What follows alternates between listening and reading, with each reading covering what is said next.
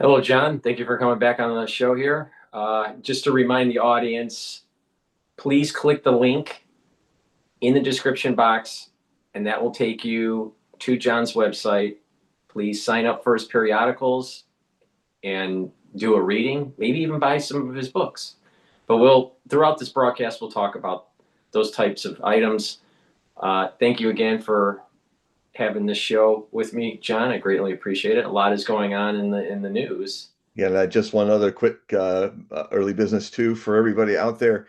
One of the great ways to get more eyeballs on this show is if you've a big fan already, just see that like button down below on the screen and click on it. That activates YouTube to bring more and more people in.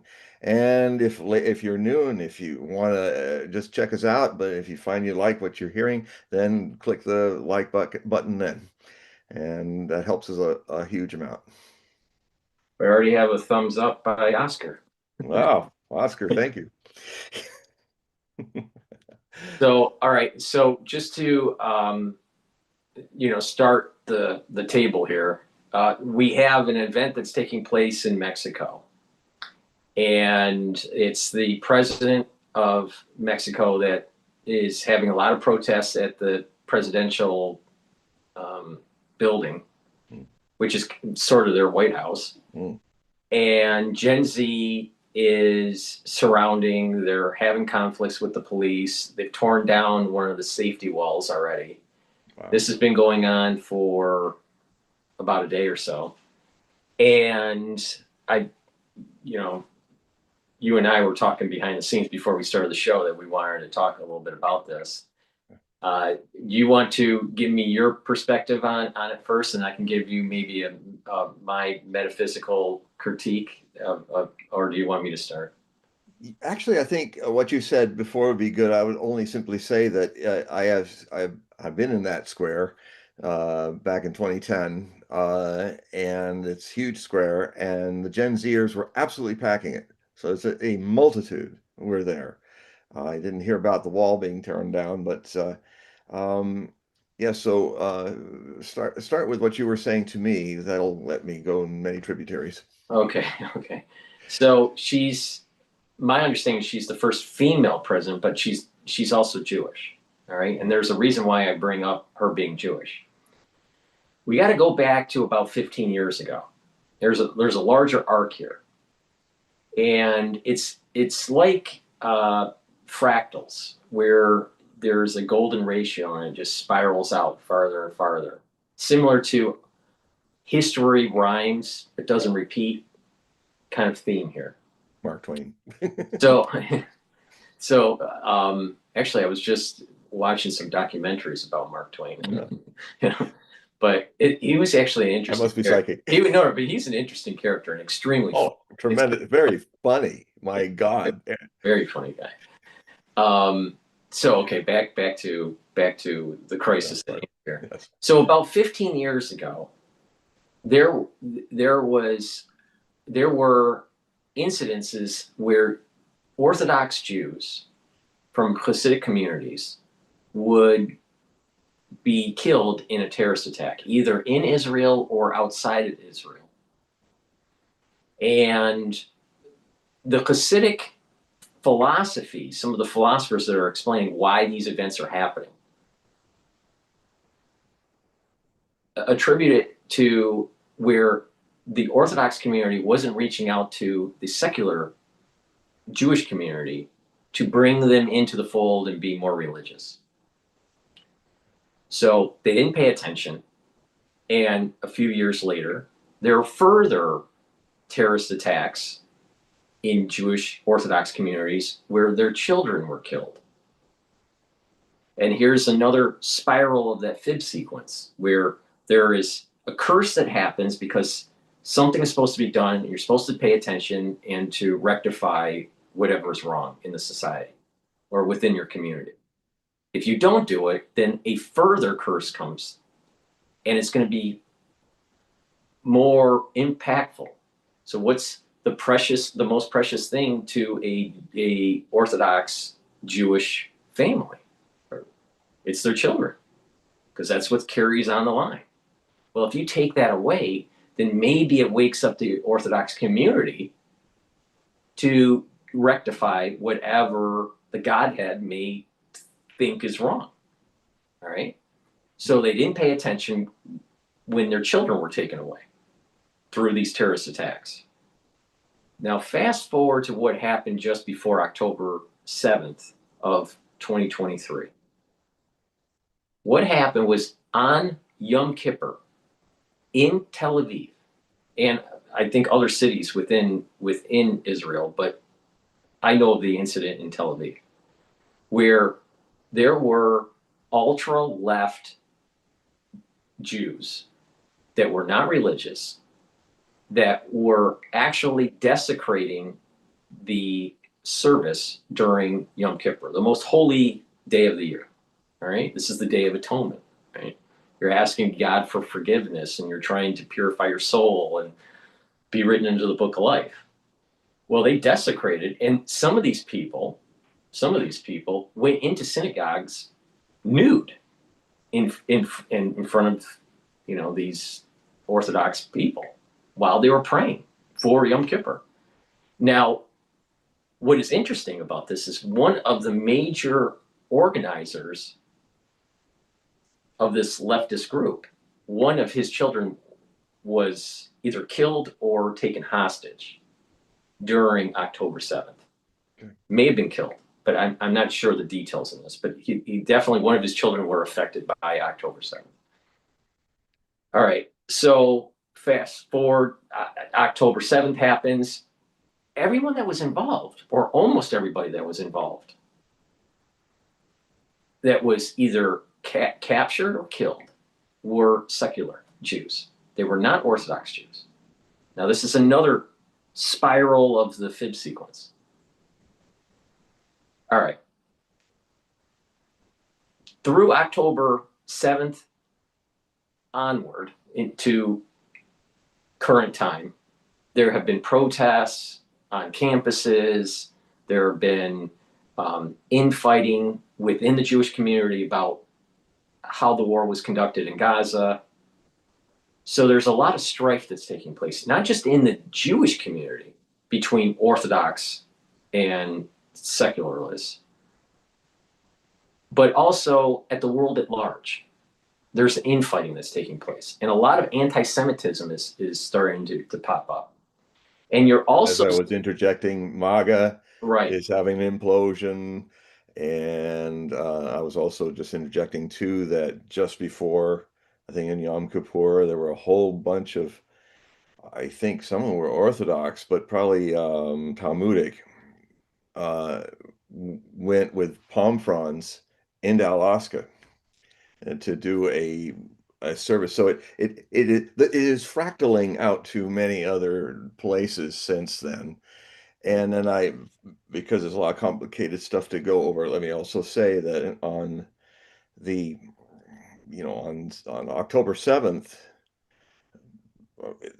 I mean, I've shown the footage on Hogue Prophecy Reports. The Hannibal Directive had been initiated, and of the 1,400 Israeli citizens, Jewish citizens that were killed, half of them were killed by Israeli Defense Force helicopters. And the Hannibal Directive is that, which is another kind of going against your own people, because the Hannibal Directive is there by the Zionist state to make sure that if any of their people are being taken as hostage, that they are killed, so that the enemy Hamas doesn't have a bargaining chip. So literally, if you're stolen by them, that was going on all through the months of the bombing, that a whole lot of the hostages were being hunted down by the Israeli government, even for months. So okay, I'll just say that much. So there's a lot of intersecting social disruptive things going on. And there's a bigger cosmic astrological picture to this, which we'll get into, but continue. Okay. So now at the current state of this fractal, we have infighting within the Jewish community between secular and Orthodox. We have infighting between Jews and non-Jews. There's a lot of anti-Semitism that's happening, and we're just starting to see the cracks of the MAGA movement starting to have infighting. Yeah. And I'm there on September 11th of 2026 is when the next Rosh Hashanah happens. And that's on the Sabbath, where the shofar cannot be blown. And that's when Satan can't be silenced. Normally, when you have Rosh Hashanah, you blow the shofar, the ram's horn, and you're silencing Satan. And what happens is that you are able to get an extra metaphysical blessing for forgiveness. But if you can't blow the shofar, curse comes down. And curse doesn't come down just on Jews. Curse can come down on the world at large, like world wars, all right, or major stock crashes, all right? So we're starting to see the fragility of society because of groups of people not being able to get along. Religious, not religious, Jewish, non-Jewish, American, non-American. Venezuelan versus American fleet. And there is a high probability of a curse coming down next year on September 11th. And it's not just on the Jews this time. See, it's going to be much bigger. And you're starting to see crypto starting to crack with Bitcoin. You're starting to see perturbations in the financial markets with the overinvestment in AI. You're starting to see debt overhangs in the UK and France with their doom loop. You're starting to see supposedly stable democracies not being able to maintain their parliament or their prime ministership.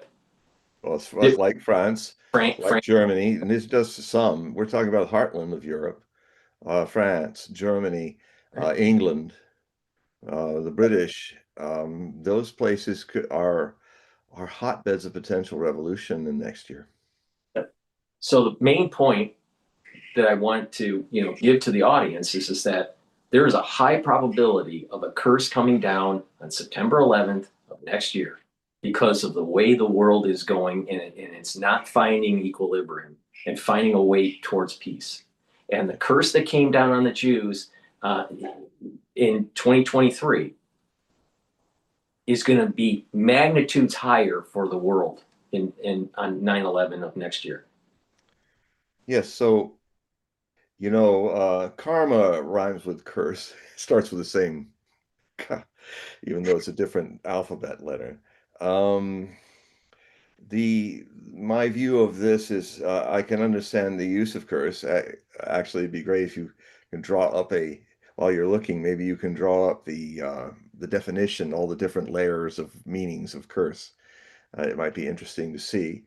I'm not able to do it right now, but sometimes in my Hogue Prophecy reports, like I started my last batch with in American Heritage definition, an old version, because the new American Heritage has taken out a lot of information, dumbing it down. So mine goes back to 1970.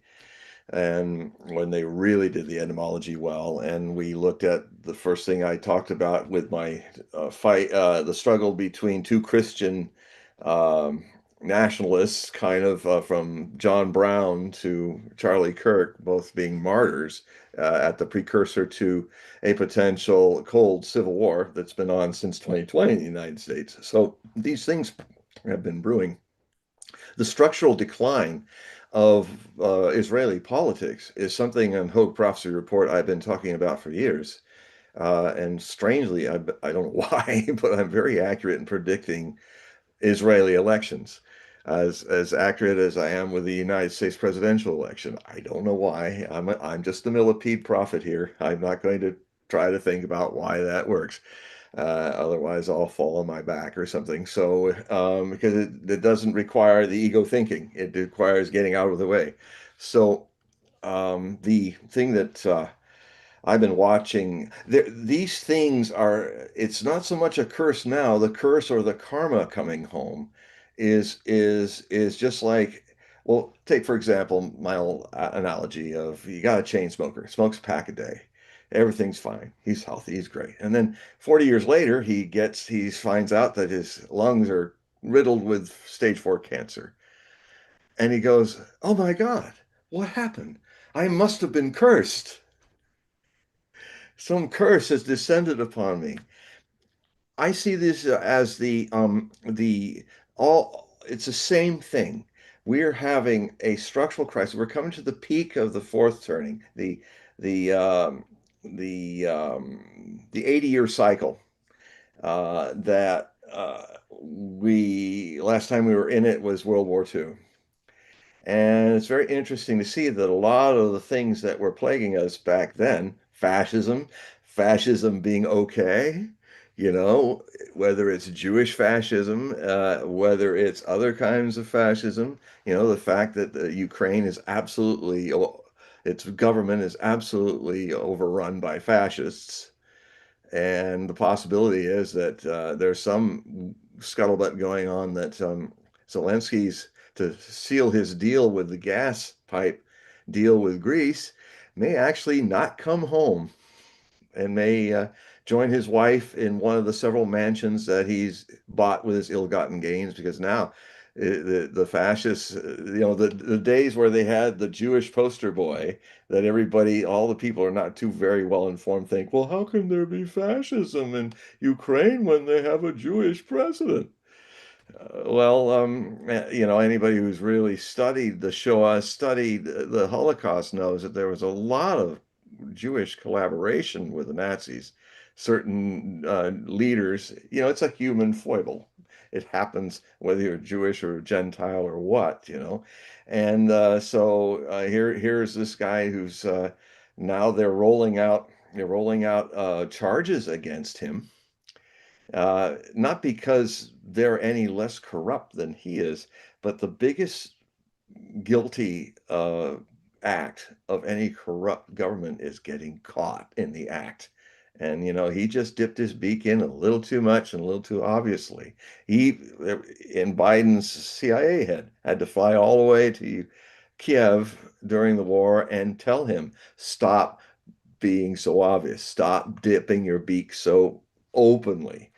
It's not going to look good. So, he went too far with it. So all of these things are a pack a day problems, a pack a day smoking bad politics, a pack a day having Orthodox and secular people not getting along, a pack a day since 1991 up through Ukraine's modern history, where it suddenly tried to do something that Ukraine has never been. It has never been a nation. All those groups of people that were in the Soviet Union that the communists turned into the Soviet Socialist Republic of Ukraine were never chose to come together to make a nation. I mean, it would be like in the 13 colonies. If we had the 13 colonies and then we pulled in Canada and said, okay, you're part of America now. In our new country, we're no longer a British colony. We grabbed you too, which actually they did try in the early part of the American Revolution. And then suddenly you got the Canadians saying, well, no, we don't want to be a part of your new country. Well, almost half of the people in Ukraine are not Ukrainians. There are Russians who have a different culture, mostly Eastern Ukraine. And the other thing too is another bit, one pack a day in Ukraine of all the propaganda that has been going on in the schools since 1991 or 92 when they became an independent state. I've looked at these books and things, and I can't believe they're so salacious. They're even kind of dirty, pornographic, and then the kids are actually watching an alternative history that makes, long story short, Russians are subhuman Slavs.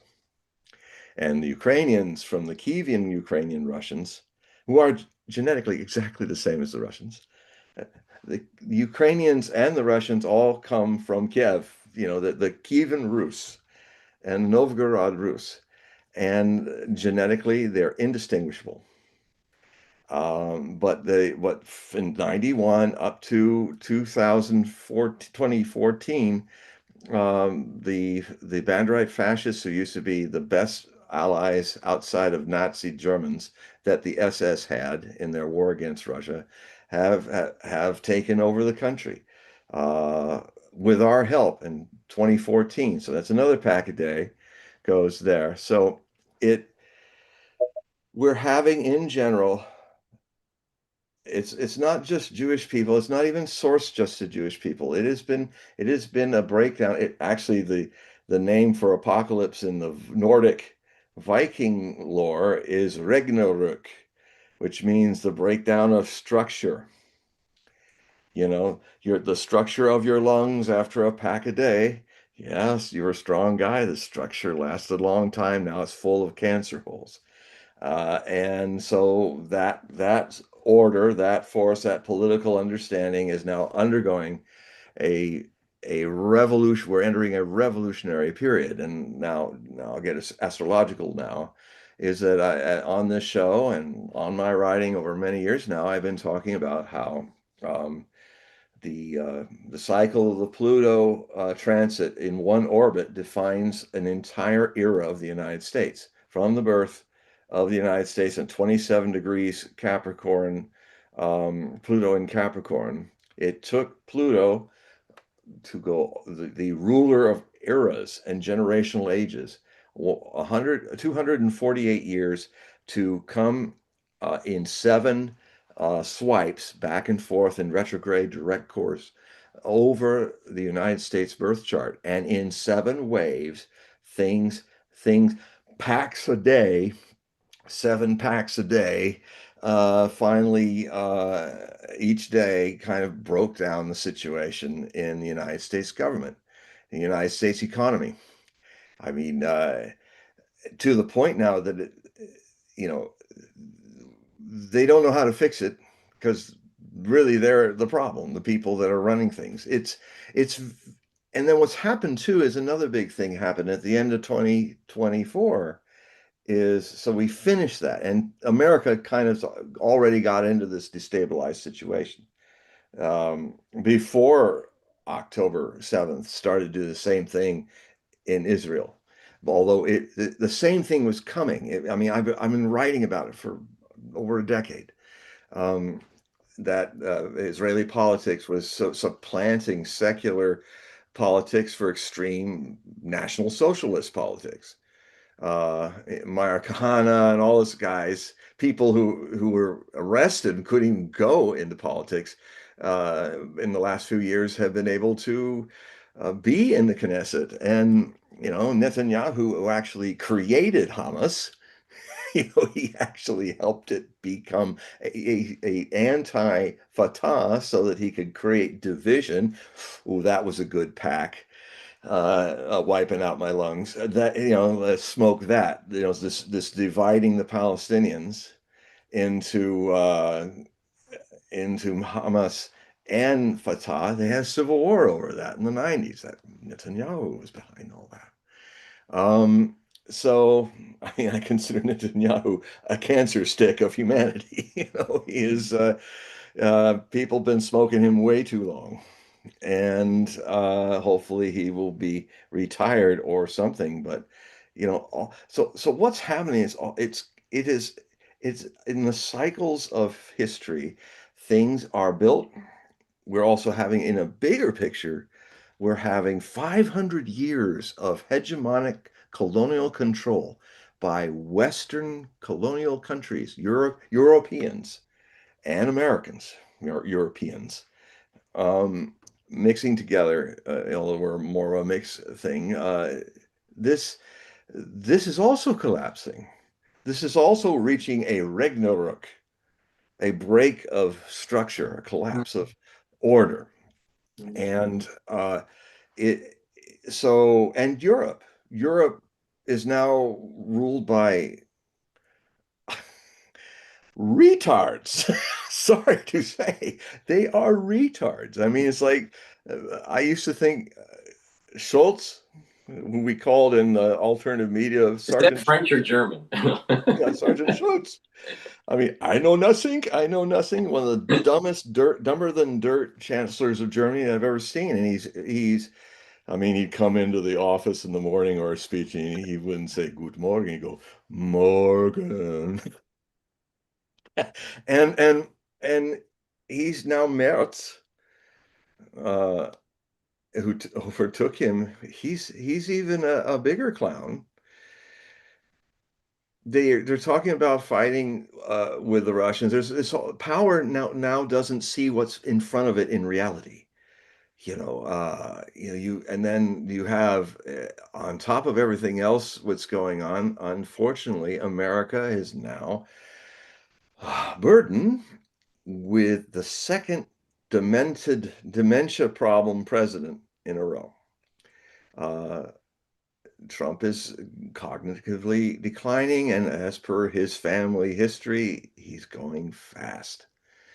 Um, he's talking about all these 8 or 9 wars that he solved.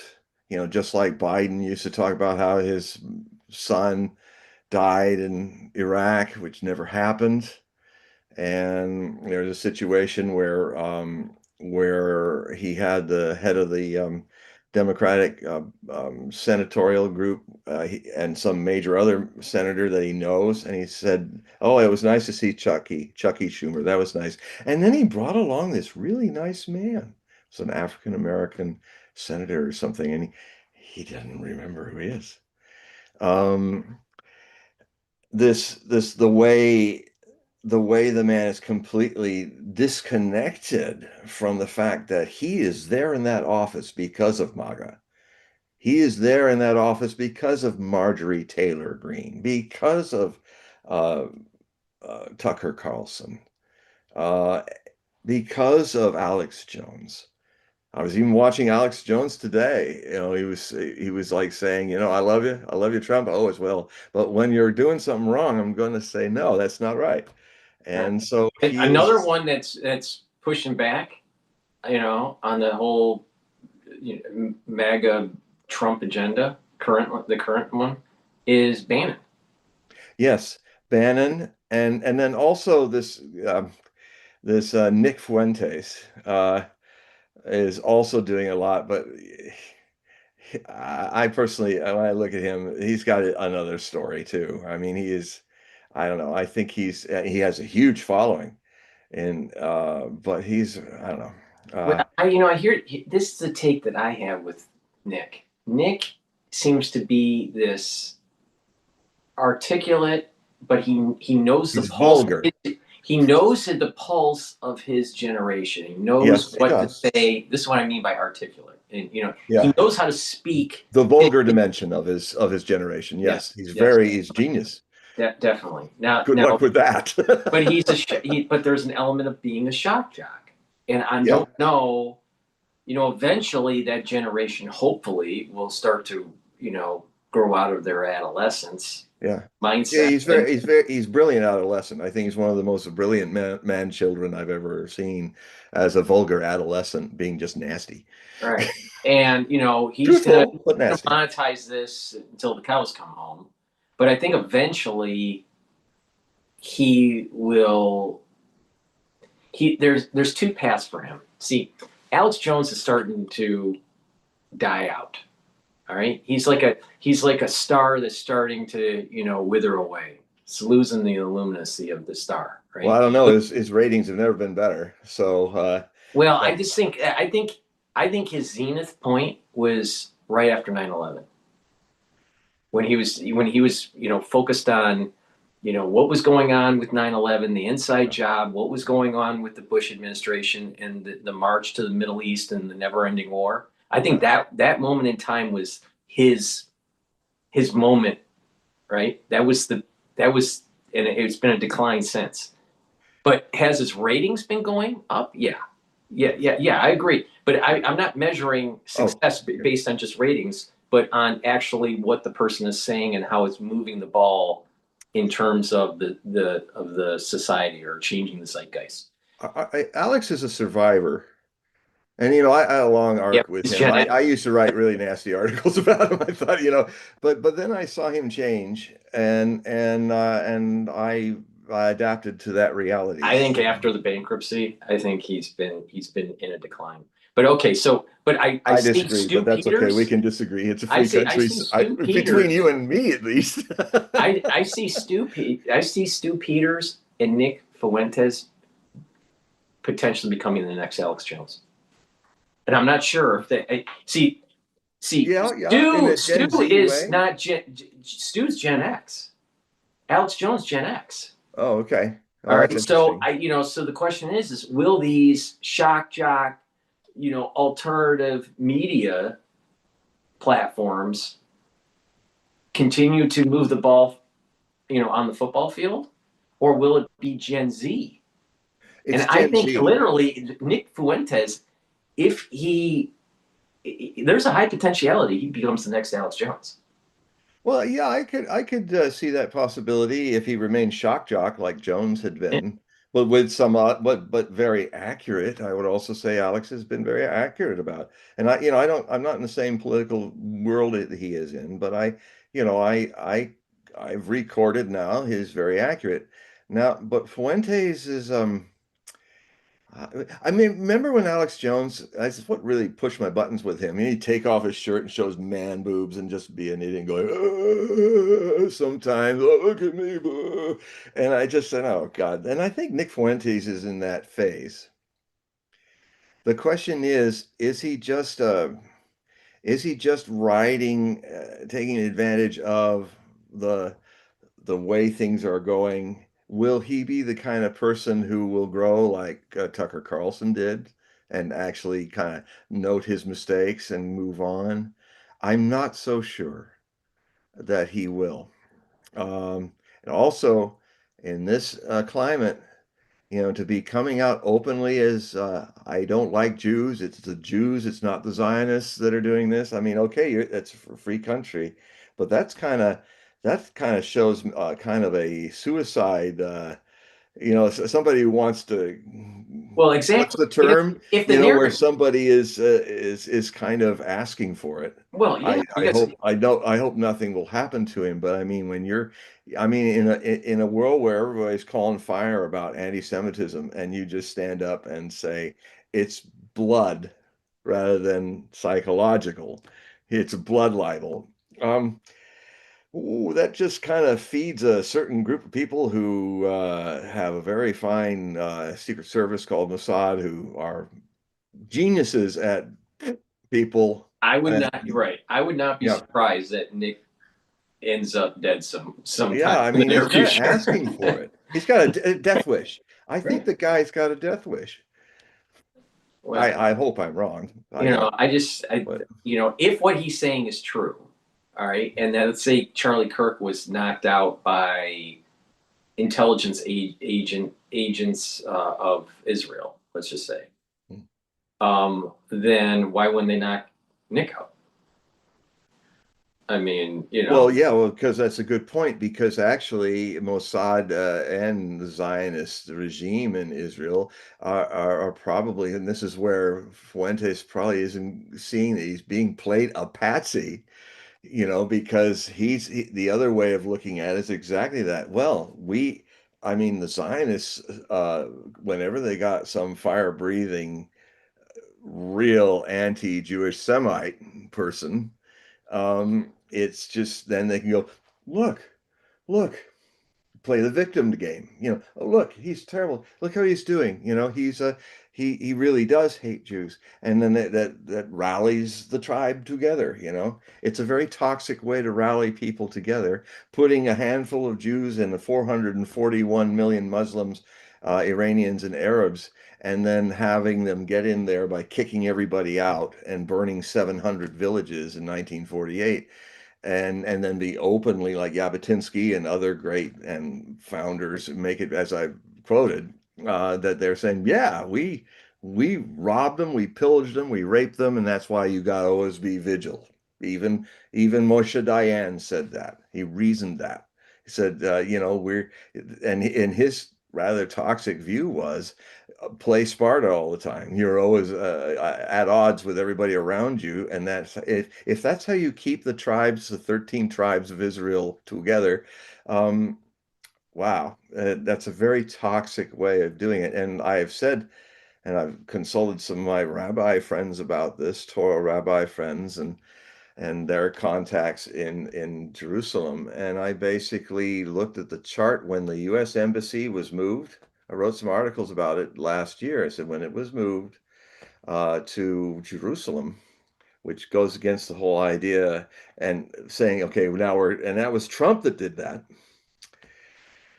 It was also Trump that got the Ukrainian army up to standard. So when he says, I didn't do anything, this is not my war. No, you actually, in your watch, in your first time, you actually honed the fascist army of Ukraine to a fine degree. But I'm going off a tangent there. The thing is that I did a chart on the birth chart of the Israeli state, and I recently republished that article that I did way back, God, several years ago when that was happening, and I told my contacts in Israel and my American contacts to them, I was saying, um, this this will destroy. This is the step. Talk about another big pack of cigarettes one week, one day somebody smoked to make a cancer. That step is now bringing on the cancer of the end of the Jewish state.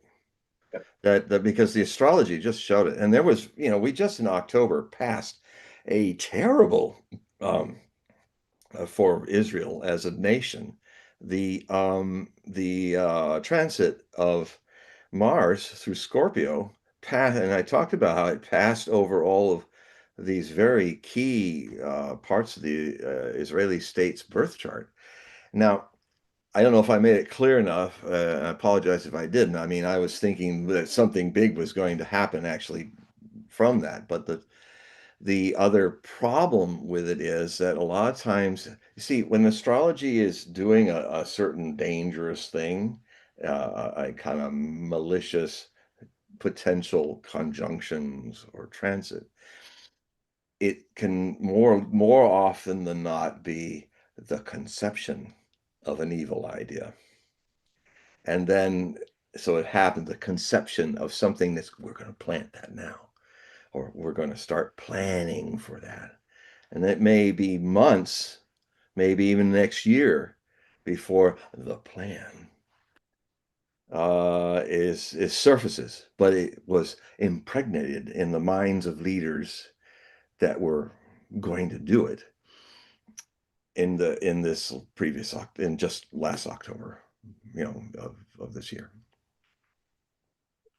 We do have a question, and we have a mic request here. But Oh, let me good. just read off the question. This is something that we weren't able to answer at the end of the show 2 weeks ago. You remember Mary, right? Yes, Mary. Hi, Mary. So Mary asked the question, I'm curious about what the every man can do, John. I'm thinking about the story of Uzzah. Uzzah? Uzzah. Well, maybe I'm pronouncing it wrong. Uzzah. Uzzah. I don't know who that is. The man who put out his hand to steady steadied the ark when the oxen stumbled. So all right, now I know what the Yes. story is. So you know the story. That's from folklore. I think it's Jewish folklore. I think it's So yeah. basically, there was a ark that was during transit. All right. Yeah. Going from one area to another area within Israel. Hmm. I think this is during David's time. Yeah. King David's time. It may be before King David's, but I think it's during King David's time. But you're not supposed to touch the ark at all. And there's a cover on it, actually. So there should be static electricity, and supposedly there was enough static electricity that actually would shock you and kill you. But he touches it. I guess this cart was going to tip over, so this individual tried to prevent it from falling. So that's what she's mentioning. Wow. And did he succeed? He prevented it from falling, but he dies. because he got electrocuted. Yeah, but he Well, saved. well, Yeah, because the law is that you're not supposed to touch right. the ark. That's And an the amazing poles, story there's when you wooden think of it. poles. I mean, he had to have the presentiment that what he was doing was going to kill him, but the ark might not have fallen down a ridge or something like that. Right. Okay, so let's get back to Okay. our point Okay. here.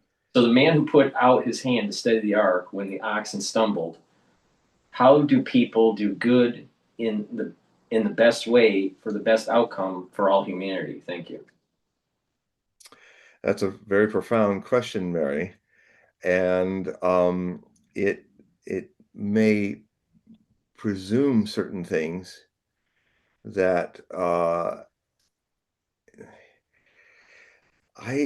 I a few days ago, a few mornings ago, I wrote an article which I'm probably going to put on my Substack. I'm building up the page now, and I think this will end up there. But it was kind of a talking about um,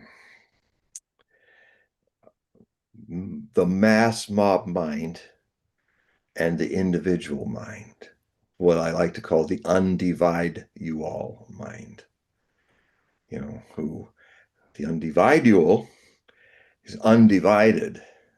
That's what individual means. Is a person who is open to creating, to understanding that revolutions are often in the mob mind's predictable use. React illusions. Revolutions react illusions. They react, they activate, again, illusions. You hate the Tsar, you hate his secret police and his Duma, you overthrow the Tsar and his secret police, and you replace it with the Bolsheviks, who actually are worse than the Tsar. And the greatest Tsar, Caesar, that's Russian for Caesar. The greatest Tsar that ever walked the Russian earth was Joseph Stalin. The greatest emperor of China was Mao, even though they were proletariat in their appearance. They had the most power. None of the Ming dynasty or any of the dynasties had the power that Mao had. Same goes with the Soviet leaders, Stalin. So I made a description of, if you have a huge sheath of bread, which is as big as the floor of my office from way over there to where I'm standing, and I give you only this much, a dollop of butter. If you want to know the nature of consciousness of a mob, you have to take this one dollop of butter, like as if it were the consciousness of one individual, individual, and spread it across the whole floor. This maroon bread I have. and it's like the Bilbo Baggins statement. He says, something's happening to me, Gandalf. I'm sometimes feeling like I'm not enough butter spread across too much bread. And that's where I derive this metaphor, is that there is a unit of humanity that has the ultimate unconsciousness. As the most unconscious force of humans are when they're in a mob, when they're massed together. And so the quality of a group mind is always very unconscious and predictable and mechanical. Case in point, one of my favorite stories that Osho used to tell. I think there was a Hindu on Muslim riot in the hot seasons in India. When I lived in India, I experienced some of that as well. And it gets very hot. Some Muslim launches a pig into the Hindu temple and vice versa. And then people were rioting in Pune when I lived there in the 80s. Amazing thing is you could be. One time I was going out from the ashram to eat a nice meal at the Blue Diamond, which is a few blocks away.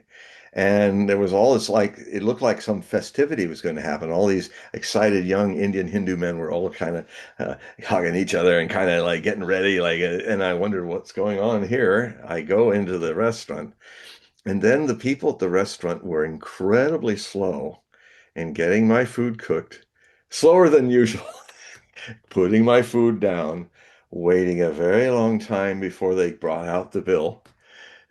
And I was wondering what was going on. And they didn't say anything.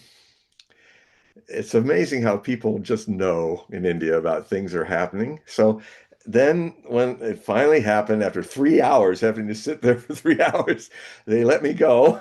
But I was able to pay my a few rupee for my meal. And then I walked the back, went the same direction I came, and what I saw was nobody on the streets. All the Muslim shops were ransacked. It was the detritus of a major riot just outside the gates of my ashram. So I realized that they were protecting me, and it Wow. was really nice of them to do it that in that indirect way. And it is so Indian culture, which I love. So I walked over, stepped over all the detritus of a major riot. So what happens? So the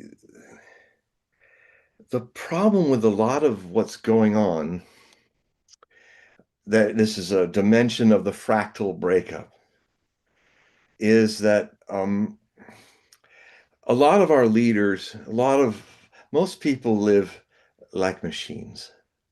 That's why I think people are infatuated with making machines in their own image and artificial idiocy, AI, uh, because they, so we're very mechanical, and and it functions. And it functions sometimes at societies, cities, kings, and councils and governments, and all it kind of functions.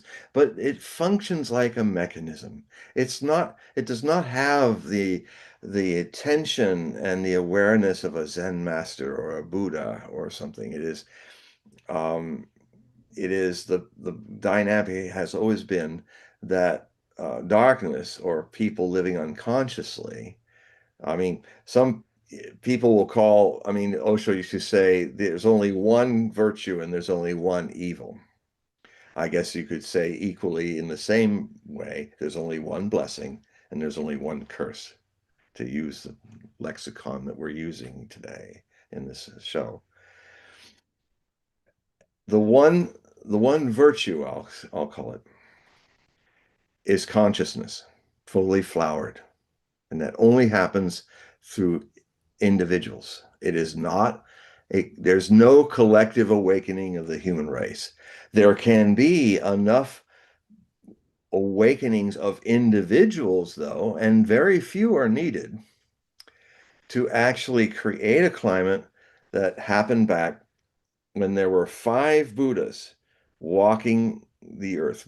Buddha was one of them, and there were four other people that were just as great consciousness as Buddhas. Mahavir of the Jains was one of them.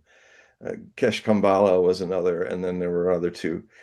And there are only fragments of their sutras, and they are amazing. I think Kesh was even more amazing than the Buddha's of sutras. But his all was just, except for the fragments, it's all gone. So I will let's talk again about this theme of the decade of peace that descended around 500 AD around all the kingdoms of India. And just things worked. Something magical was happening, which happens in India. Even with all the noise and pollution and crowding, it's still there, that presence, that magic, the enlightenment, haunted by enlightened people. And so all the scholars around different kingdoms were noticing that there were no wars, that all the castes, the untouchables to the Brahmins, everybody in between were all living in harmony. Everything was really great. And they realized that at a certain point, it reached a peak for 10 years, and then after those 10 years, it slowly, slowly vanished. So what all the pundits and scholars and historians and people looking at what was going on in India decided that it must have been the only thing that was different, the only thing that had never happened before, was that in those 10 years, all those five great Buddhas, great awakened ones, were teaching in India, across India. Just five was enough. The theory is that just five of those extra people was enough to end wars in India for a decade. and civil strife. And now most of the mechanical people, they, they would go robotically to worship. They would do the thing that you're supposed to do for your own karma, that if you see a monk, you give him some food because you have faith. You don't actually know why he's working on his consciousness because you're not really conscious, but you just kind of have an instinctive knowledge that, well, if I help this really saintly man, there's something about him that's, if I can keep him fed and give him a new robe or something like that, probably it's good merit for me. I don't understand it, but I have faith in that. I mean, the problem with faith is not knowing. It's trusting in a thing that it's qualified. It's a very deep form of a qualified and innocent ignorance. It's like, I don't know if Jesus really did all those things, but I have faith in his message. Of course, what I say to people, and I've written about it, I say, well, in the case of your faith, um, Jesus, you pray to Jesus, right? Yes, I do. Okay. Do you know that Jesus never knew that name? That name was fake?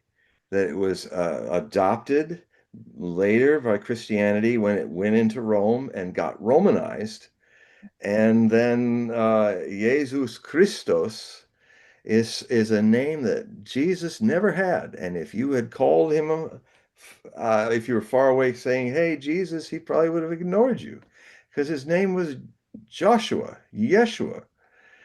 And so when people have been praying for thousands of years in Jesus' name, you're praying to something false. And Matthew 27, in the little apocalypse, when Jesus himself is talking about the end times as an apostasy crisis, a crisis in faith, a crisis in trust. There's a famous one I'm just going to paraphrase, is that, but Lord, we casted out demons and we did this and we fed the poor and we did all these virtuous things in your name. And he just basically says, not in my name. You know, you never knew me. I never knew you. Well, how, if you want to look at some long chain smoking situation, which has put Christianity into a cancer potential situation, is for 2,000 years, Christianity has not been praying to Christ. Well, you've been praying to Christ, which is a fake name. You've been praying to Jesus, which never was his name. And I would just, all you Christians out there, why don't you spend the next 21 days praying to Yeshua? This, I've this, done this, this you're meditation. bringing up something that's really important to really hit home here on the metaphysical, because even in Judaism, the name of something is super important because of the gematria. If you change the letters, the spelling, or whatever, you're changing the numerical value, That's right. and you're circumventing that metaphysics, or Yeah. that energy force that's coming down through the Sephirah. You are. You're changing the vibe. And then Because when people did, because in gematria is because people didn't have numbers in those days. it Alphabet had numerical values. That's why we have 666 and 616. well, it gets even better because in certain prayers there, so there are different angels. Hmm? But in the modern context, when we think of an angel's good, right? They're all white. But in They're ancient more juicier biblical, than that. right, ancient biblical, they can be evil, right? They can be something that you do not want to summons. Right? So That's why Solomon was only given the power to do that. Actually, the grimoires of Solomon, Nostradamus used the same grimoires to conjure higher beings from different interesting. planes. Well, this parlays right into what I was going to say. Is that Yeah, there are certain prayers where it's designed in such a way where the letters are switched around, or the pronunciation is switched around where it's wrong, so you're not able to conjure up the actual angel. or you'll conjure In the, something right, else right, exactly, and think it's the exactly. right guy. So if Jews have been putting in prayers for thousands of years where they don't want to summons the angel, so they say certain words that are different. Metatron's one of them, actually. But the thing is that you say it in a way where it doesn't allow for that communication. It Yes, short circuits because it. in the beginning there was the word. Right, right. So So you it's just important. expand this out to what you were saying about Jesus. It's just like Yeah. if they're not saying the right word, Right. they're not communicating. The communication that they think they have doesn't exist. And I think math is Jesus foresaw it in the Mount of Olives sermon. He saw this was the big problem. And hey, we're less than 8 years away from the real Christian millennium happening, which is not the birth of Christ, but the passion of Christ marks its 2000th year in 2033. So in this bigger picture, we're dealing with all the breakup of an entire age of the according to some of the prophets in the Catholic faith who are kind of more into this. They're not so in the book of Revelations is about, we were talking last time, I think, is really about the first century AD. It has nothing to do with us. But the apocalypse of Christ, wrong name, sorry, see the habits there. The apocalypse of Yeshua or Joshua,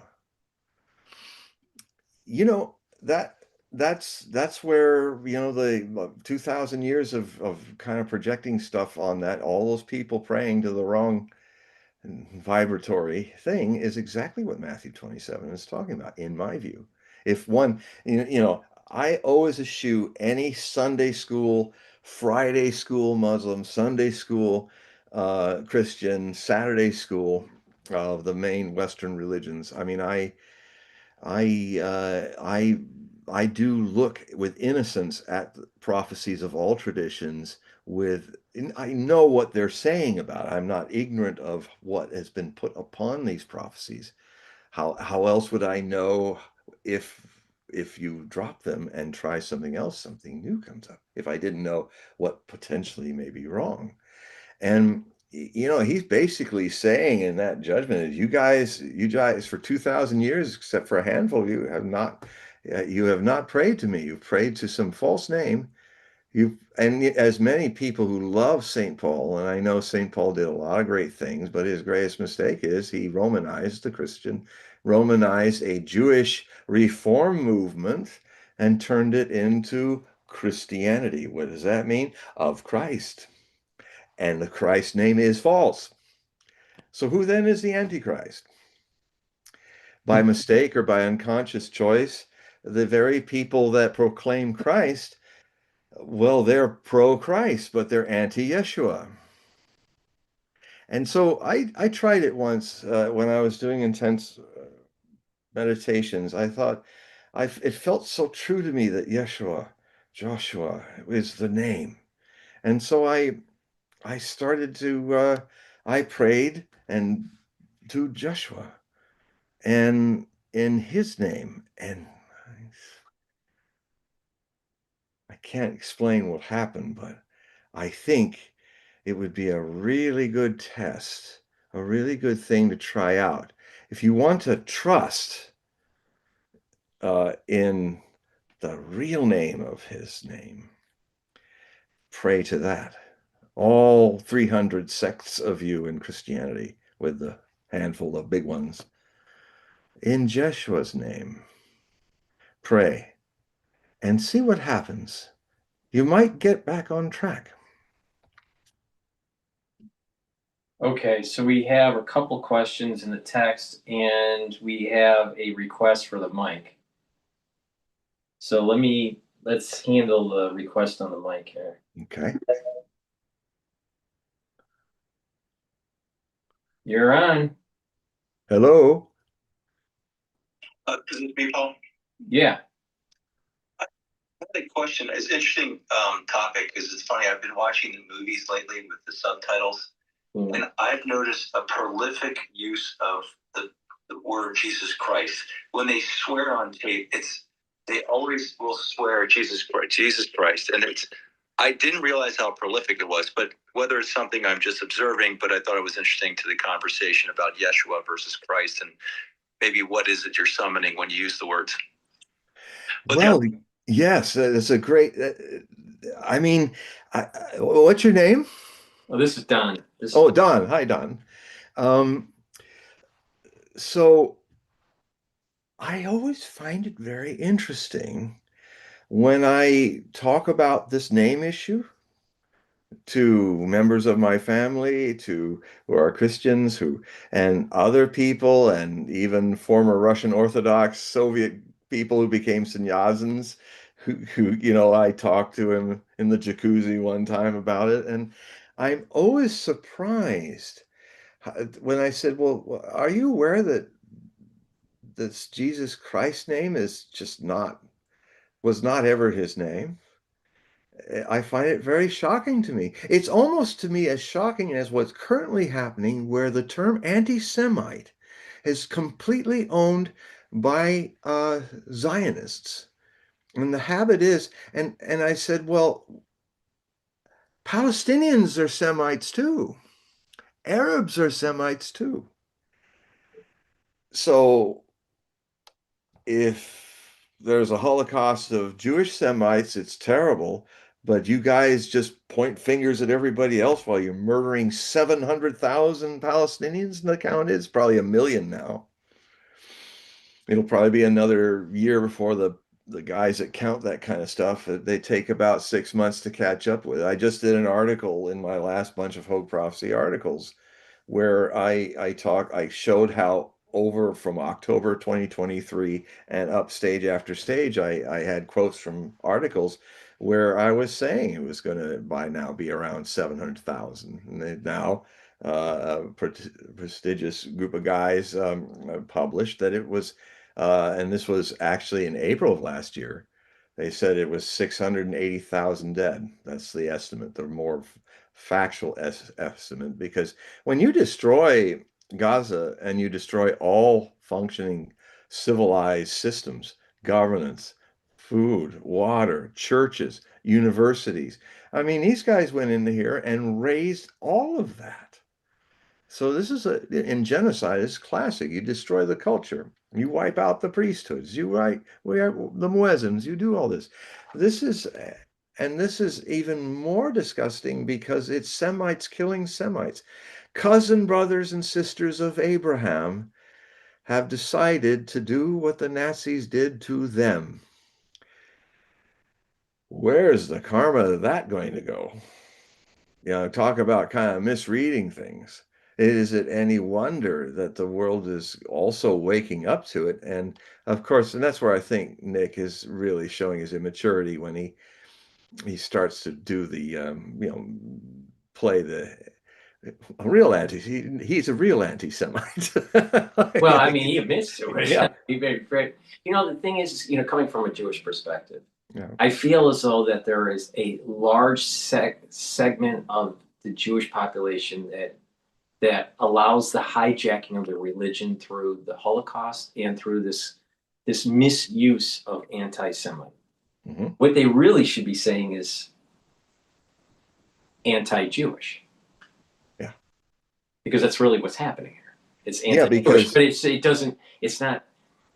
I don't know, maybe it's not politically correct, or it's not the right term to use, or whatever. But within the Jewish community, there are so many people, and you even notice if it's a Shmuley guy that's a Orthodox rabbi that used to be the rabbi for what a strange man. Michael Jackson. Yeah, I know. So I've seen him do things where I he's know rubbing himself up against his children and all that. He's a very strange man. I would think not be he's a pervert. surprised if he's. I don't know for sure, but I mean, I wouldn't be surprised if he's on the Epstein list.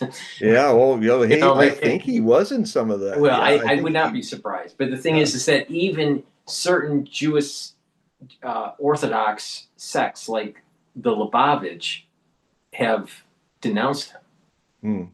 Hmm. So there's an infighting that's going on with him and other Jewish individuals high Is up. Lubavitch more show? Well, it's like Chabad Lubavitch. Okay. He comes from a Well, Chabad. I know him, but I'm trying to. He's not Talmudic, is he? Or is he? Well, in The other big group well, starts with all right, SH. Satmar. Satmar. The two big ones are Satmar and Chabad. Okay. Now, both of them read But the Torah, I'm talking about Torah right. versus Talmudic. Both. So I'll break this up into three sections here. Both read the philosophy of the Ultra Rebbe, the Tanya. Okay. All right, which is heavily influenced by Maimonides, which was a philosopher, a Jewish philosopher, that's back in the 1300s, I believe. Now, Satmar is more probably focused on Talmudic studies and the diamond industry in New York. Right? And Chabad is more outreach to try to get ones that are secular Jews to be more observant. Okay. So I would, but both of them study the Talmud. Yeah. But I would say that Satmar is a little bit more ultra Orthodox. All right. Okay. All right. Chabad is Orthodox, but it's not. Yeah. I wouldn't say that it's ultra. Right. Yeah. Yeah. Okay. But the point here I'm making is that there are so many Jews, secular Jews, and also Hasidic or ultra Orthodox, that the religion has been hijacked by the Holocaust.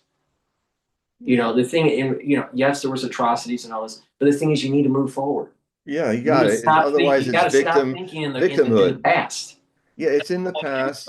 You got to move on. Wait, hold on. Yeah, otherwise, it's kind of in an odd way playing with a wound. Yeah. So, but of course, what's happened now, it'll never be the same now. In fact, this whole situation since October 7th, 2023 has kind of stirred up the whole world about it, because how the people that hold on to the Holocaust as some way to look, we're victims and look what happened. It doesn't mean it didn't happen. It happened. And John, but that's over now. That's over now, because if you're doing exactly what the Nazis did to other Semitic peoples, that's the cat's out of the bag. This is the argument that Ben Shapiro uses, Mark Levin, right? And Shmuley. Which argument? The idea that the world's against Jews. Yeah. And, we got the Holocaust, and they keep on drumming. Yeah, I watched Levin. Holocaust, he's really losing it. And the last Rebbe, the Chabad Rebbe, Schneerson. Yeah, right? He was asked by a group of Jews that were religious, but maybe a little bit more on the secular side than the Orthodox side. And they wanted to have, during Passover, normally you invite people over that are Jewish and not Jewish. And you have the Passover meal and you read the Haggadah. Now, the Schneerson was asked by a group of people, well, let's have an empty chair, empty place setting for individuals that weren't able to celebrate Passover, and it represents the ones that died from the Holocaust. All right, and he says, and Schneerson, this is Chabad, Rebbe, all right, very knowledgeable guy, very high IQ, all right, and he goes, good idea, but it's wrong. And the reason being is there's so many Jews that aren't celebrating Passover that your mindset should be on the people that are alive and not the ones that are dead. And this is the problem that is happening with Mark Levin and Ben Shapiro and all that. They're so focused on that the religion literally has been hijacked by the 1945s. And so that's just my diatribe. Now, I think in a way, I've been gestating this idea, and I'll be writing about it more and more, is that the greatest, this terrible situation now is going to put an end to that habit. because people like, those kind of Zionists who want to hold on to the victim. Look how they did this to us, this whole guilt trip thing. And, nothing's more powerful than something that really happened that you're doing it with. Mhm. But But they always demonize individuals that will push back on Ben yes, Shapiro. And yeah, and divide and a lot conquer. of them that are pushing back are not Jewish. So it's easy Yeah, for them to use the trope. Oh, yeah. you're not Jewish, you don't understand. The Holocaust was, well, yeah, the Holocaust was, I got a good scene because I'm but part Jewish. I'm probably Hasidic Jewish Ukraine. my grandmother's mother died in the Holocaust. So my Yeah, great grandmother. But the thing is that but the point here is that it's hijacked. But I it's don't, hijacked. because we are limited on time here. Yeah. Um, Yes. Don had another question. Oh, okay, Don, go ahead. So Don, if you can ask your question, and then I can also continue on the other questions that are in the Yeah, let's do the other questions too if they're all waiting. yeah. Sorry, everybody. So We Don, kind of get going here. you want to ask? Go ahead. No, hey, thanks for the conversation. I like where John's going with this because I agree with a lot of his geopolitical views of the current state of the world and the arrangements.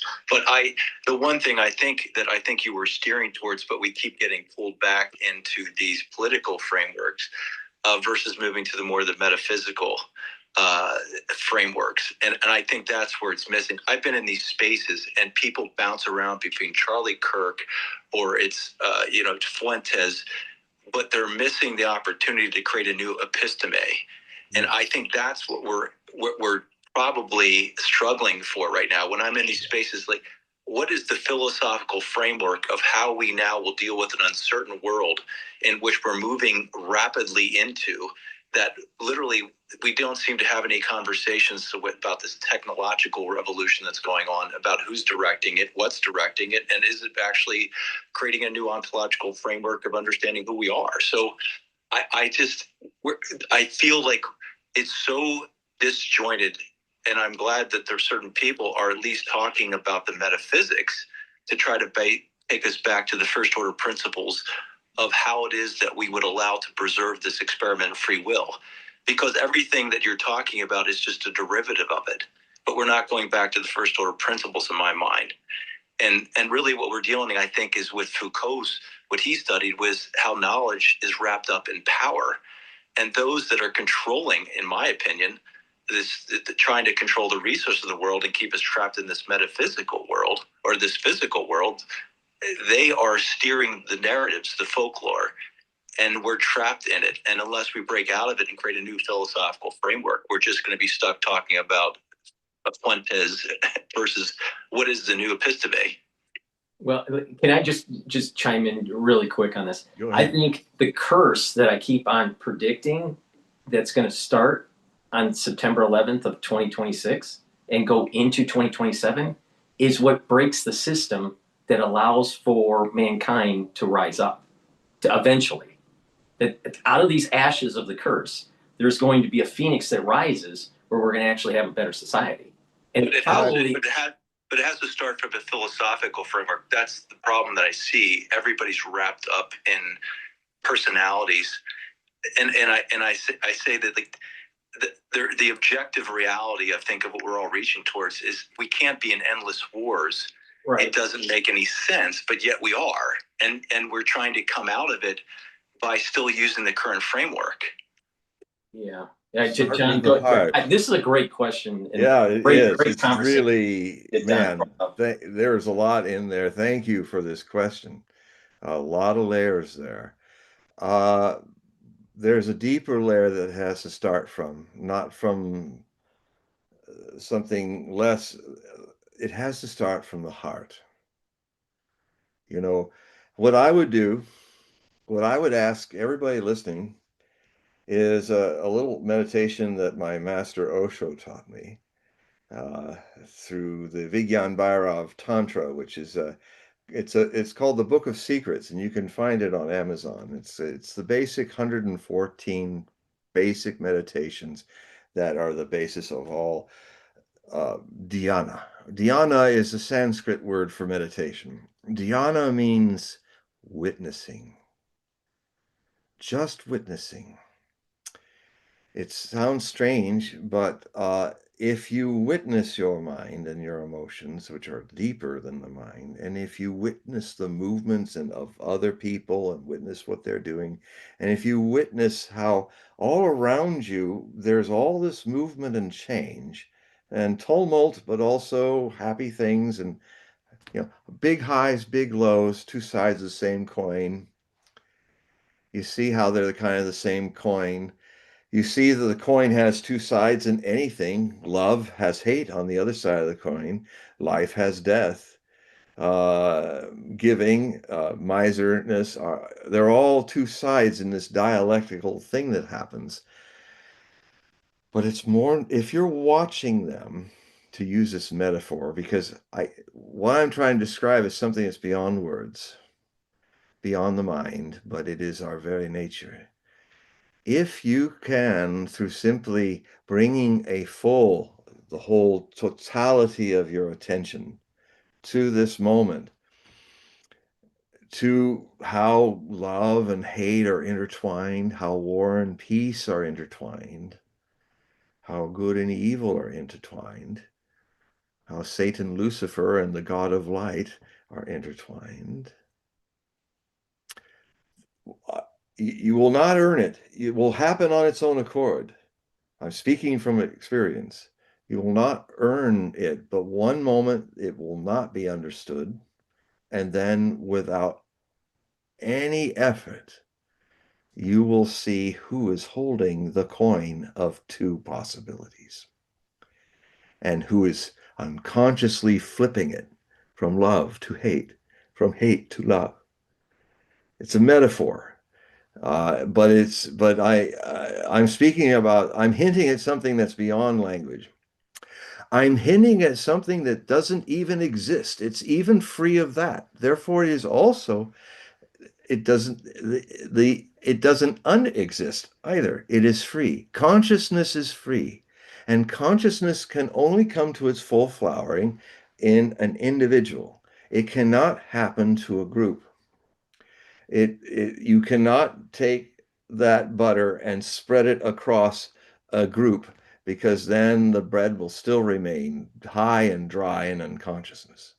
And that is why in some of the things you were talking about, or how people could do these things, they have a group orientation, and therefore to kind of fix the problem, the way to fix the problem is to be a light unto yourself.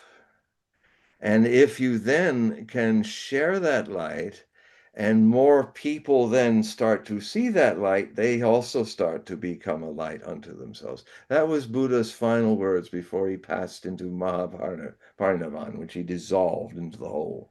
He said, Apo Dipo Bhava, be a light unto yourself. And he was a master of jhana, which is the Pali version of the word dhyana in Sanskrit. Jhana went with Bodhidharma to China and became Chuan. Chuan, when it moved to Japan, became Zen. This is not Buddhism. Zen is beyond. There's no such thing as Zen Buddhism. Zen is an evolution beyond Buddhism. And so what is needed is Zen. But that can only happen within your own heart, in your own being. Only you can discover the traveler that moves through all this change, always changing, good experiences, bad experiences, dark eras, good eras, all flipping coins this way and that. But by watching things as they are and as they go, there can come a moment where one moment you are not knowing who the traveler is, and in the next unguarded moment, you discover who the traveler is. It's just as simple as that, because this point of ultimate awareness is missed by all of us because it is the ultimate ordinary state. The whole existence is born out of ordinariness. You have never been other than this because the source of the divine is in you. But you're trained to look for it out there. And you search for lives and lives, and you get frustrated and you try to meditate, which is a doing. Meditation is the art of doing no thing and being in a state of no thingness identified. And then when that happens, the heart is guiding you. Like I was saying about this meditation that Osho from the Book of Secrets. It's a meditation I really loved, and it's a meditation that everybody listening now, you can do it. You don't have to get on a special dress or sit in a special corner at a certain time of the day, which is an important thing when you're starting meditation. There's nothing good or bad about it. It is good, but and then what you do is so what this meditation is for 3 weeks, 21 days, the vibratory number of 21 is important. It's 3 sevens in trine. It's the divine source in numerology. Is that you go about your day 24/7, waking and sleeping. You think, you act, you don't change anything, and you don't try to control or make things happen that are coming up when you're doing this. But what you do is simply imagine yourself and picture yourself from your inside inner eye. Picture yourself without a head on your shoulders for 3 weeks. It is a very subtle thing that changes if you do it for 3 weeks. So when you're going to sleep, see yourself getting tired and sleepy, and you're laying in bed and you're watching sleep come, but you're watching in bed without a head. When you're in an argument with somebody, argue without a head. If you're happy, be happy without a head. Sad without a head. You will discover that the subtle conditioning, one of the most subtle conditionings, is that we're head oriented. Otherwise, why do we say he's the head of our state? He's the head of our country. He's the head of our corporation. Do we ever call him the heart? He's the heart of our country. He's the heart of the state. No, the heart. See, the problem is, one of the fundamental problems is the way we're conditioned. We come in as Buddhas, and then we're turned into egos. And the Buddha's still there, but it's not, the attention is to be out, out, out in the ego. So everybody's out, out, out. And so the subtle control that we've been programmed of making things all about the head rather than the heart is because when this body-mind vehicle was programmed to follow whatever society it was born in, between the ages of 7 to 14, most of us stop spiritually growing. And it's the reason why sometimes you can see a 50-year-old man getting triggered by something and crying like a 7-year-old, or a Karen acting like a raging 14-year-old. It's because they've never gone past that point.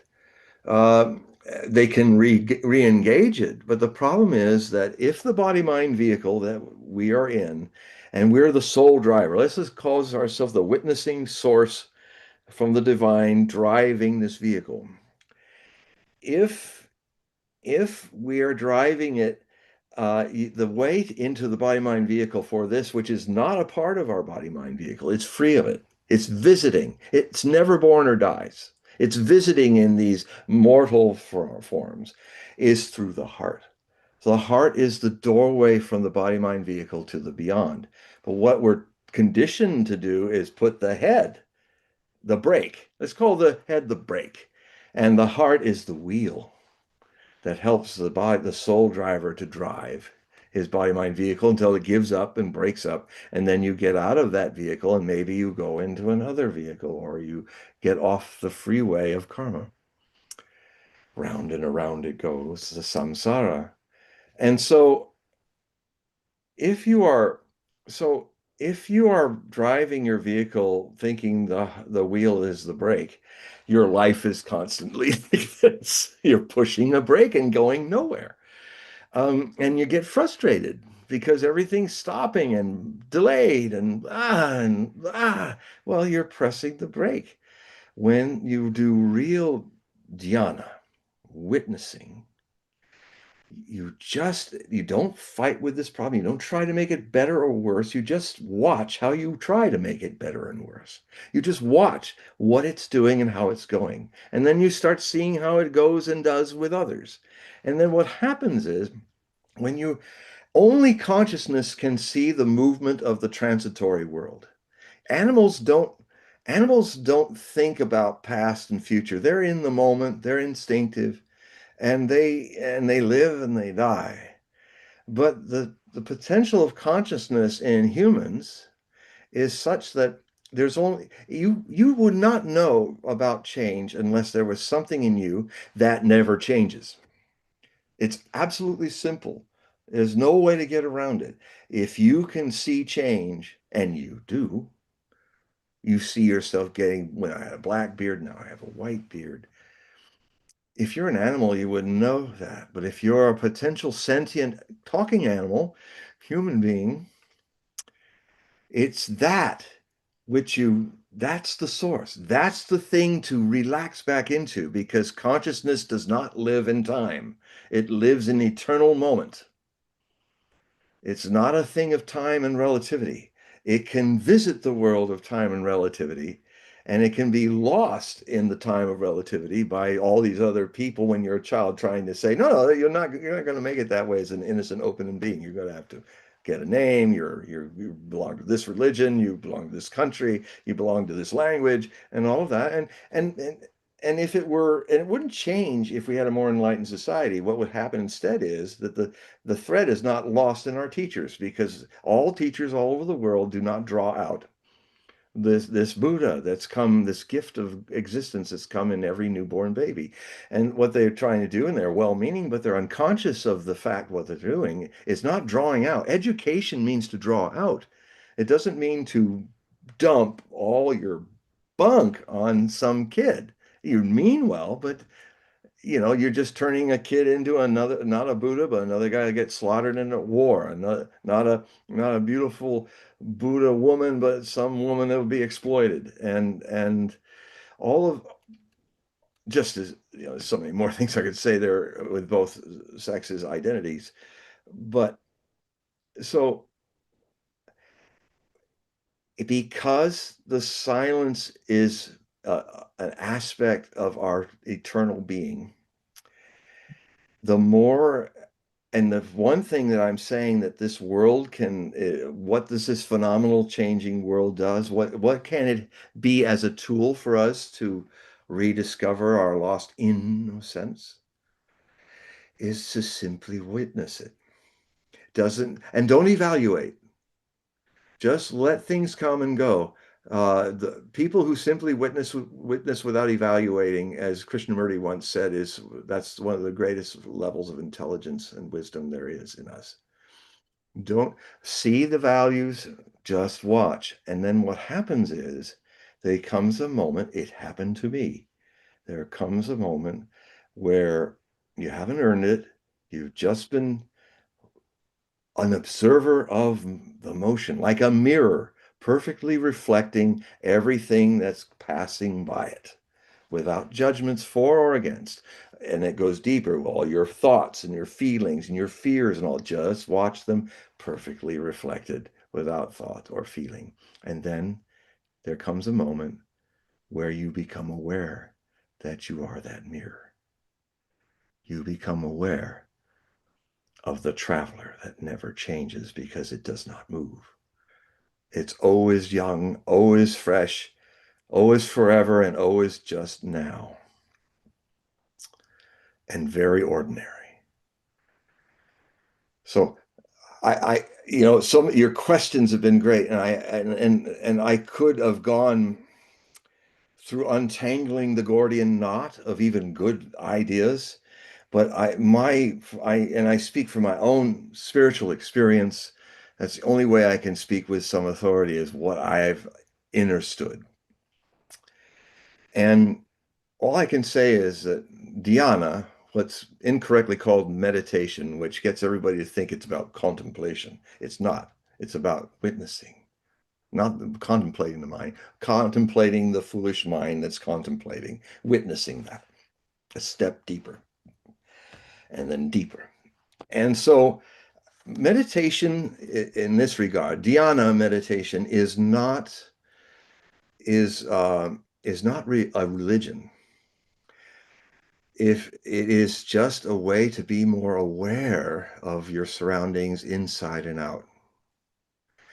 And if you want to use dhyana as a Christian or as an Orthodox Jew or as an atheist or a theist of any kind, meditation, all it does is it makes you more sensitive and more centered. And it makes you able to drive with your heart through your life rather than the brake of the mind. And when the mind is not being driven, it's a perfect servant. It's like having an organic computer. You can switch it on and get your own actual intelligence, not artificial intelligence. Your own AI is actual intelligence from your body-mind vehicle when it's not being identified and shrunk with identities of ego and mind. Then if your mind is not that way, things just drop in there. I mean, look at me, I'm spontaneously talking, all these things are happening. It's an effortless process of me being aware of the traveler. Go ahead. Okay, so we have another question by 10 Tigers.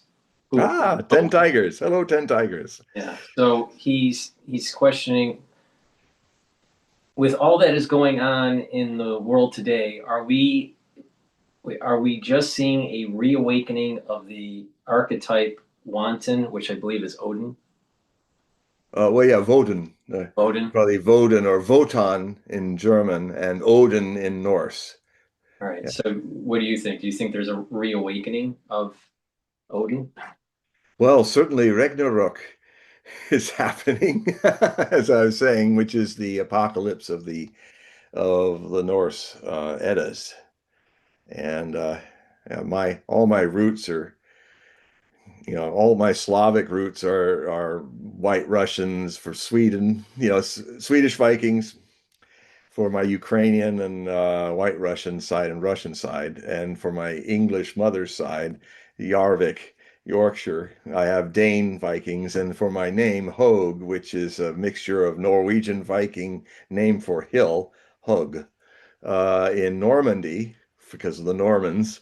So that's my other. So it's the core of my genetic background is Viking. so so that you ought to know. So yes, I mean you can name whatever name of facade you want to put. I don't mean facade in a negative way. I mean, the front of a house, the front of a religion, the front of an idea. So whether it's Odin, whether it's God, whether it is Jehovah, whether it's Allah. Um, all I can say is if you become a dhyana meditator, a witness, you will you will you will gain effortless insights into these things. And it's like some of the things that have come out of me in this thing I never thought of these things before. Like, the whole idea of how the Holocaust attachment is being destroyed by the very people who were victims being recognized by the world and by a majority of the Jewish people in the world as behaving just like the SS and Hitler and all of that. Even worse in a way, because they're openly the Nazis tried to hide it. These people don't even hide it in the Zionist regime, the apartheid state of Israel. Uh, now Jews can be free of the victim cycle.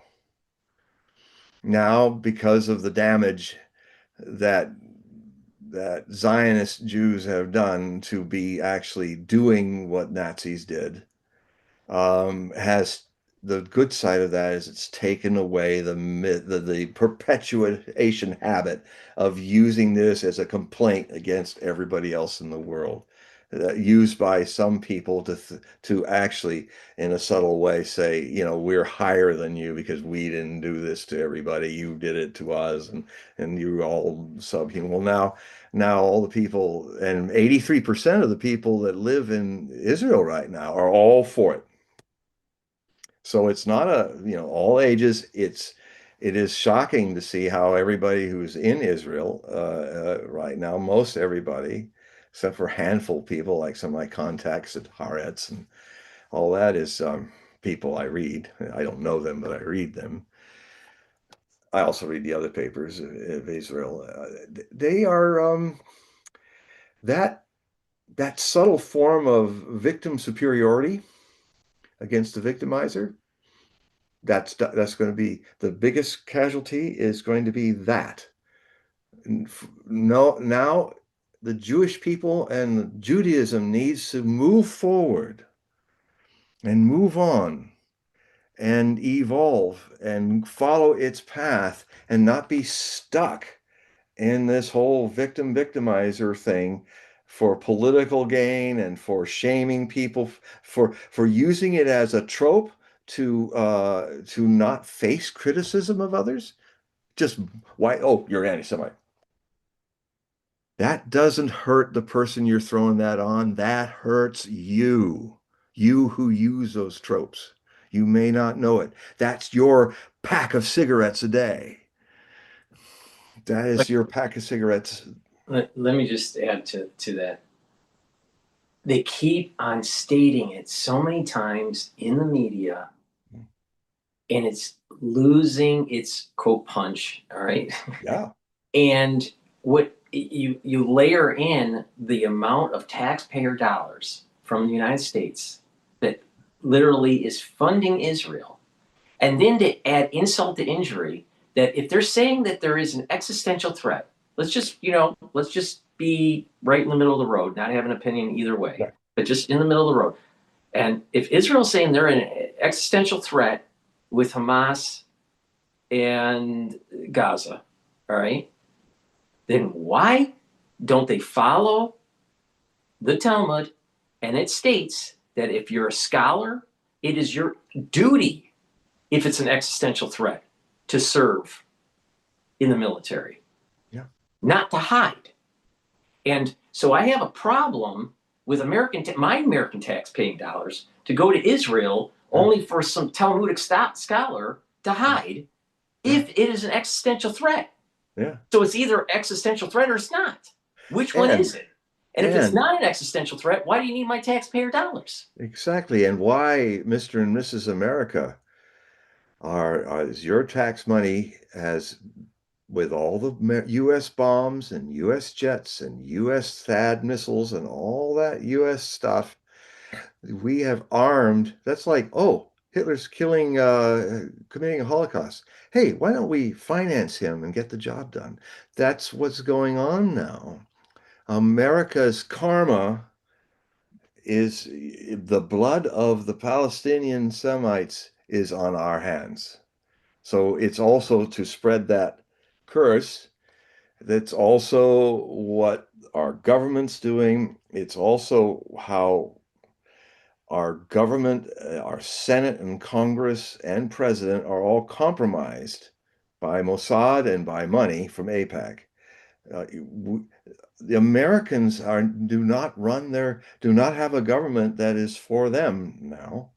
It is Israel first, or Zionism first, not even Israel first. It's Zionism first, and America second. Now, to the credit of the American firsters. And it's so ironic because Donald Trump was very good at promoting the 5 virtues of America first. And people were listening, and most people that followed him and voted for him learned those 5 principles. And now he's gone 180 and turned away. And Marjorie Taylor Greene is saying, well, what about these principles? You're getting us into new wars in Venezuela. You're getting, it looks like this is it's not America first, it's Israel first. And what's his answer? A petulant 8-year-old's brush off, rather vulgar and like a precocious child, which unfortunately, as cognitive decline continues, he's probably going to get more like that. I really don't think he mentally will finish his final term. I've said this for a while, but now I can see it coming over the horizon. I think he will not finish his 4-year term because of it. He might have to go through 25th Amendment uh, and a cognitive test or something, because it's just he's going to get more and more erratic. He'll have his good days, but he's just going to get more and more erratic. He's going to start imagining all these things. There's this whole fixation on the Nobel Peace Prize.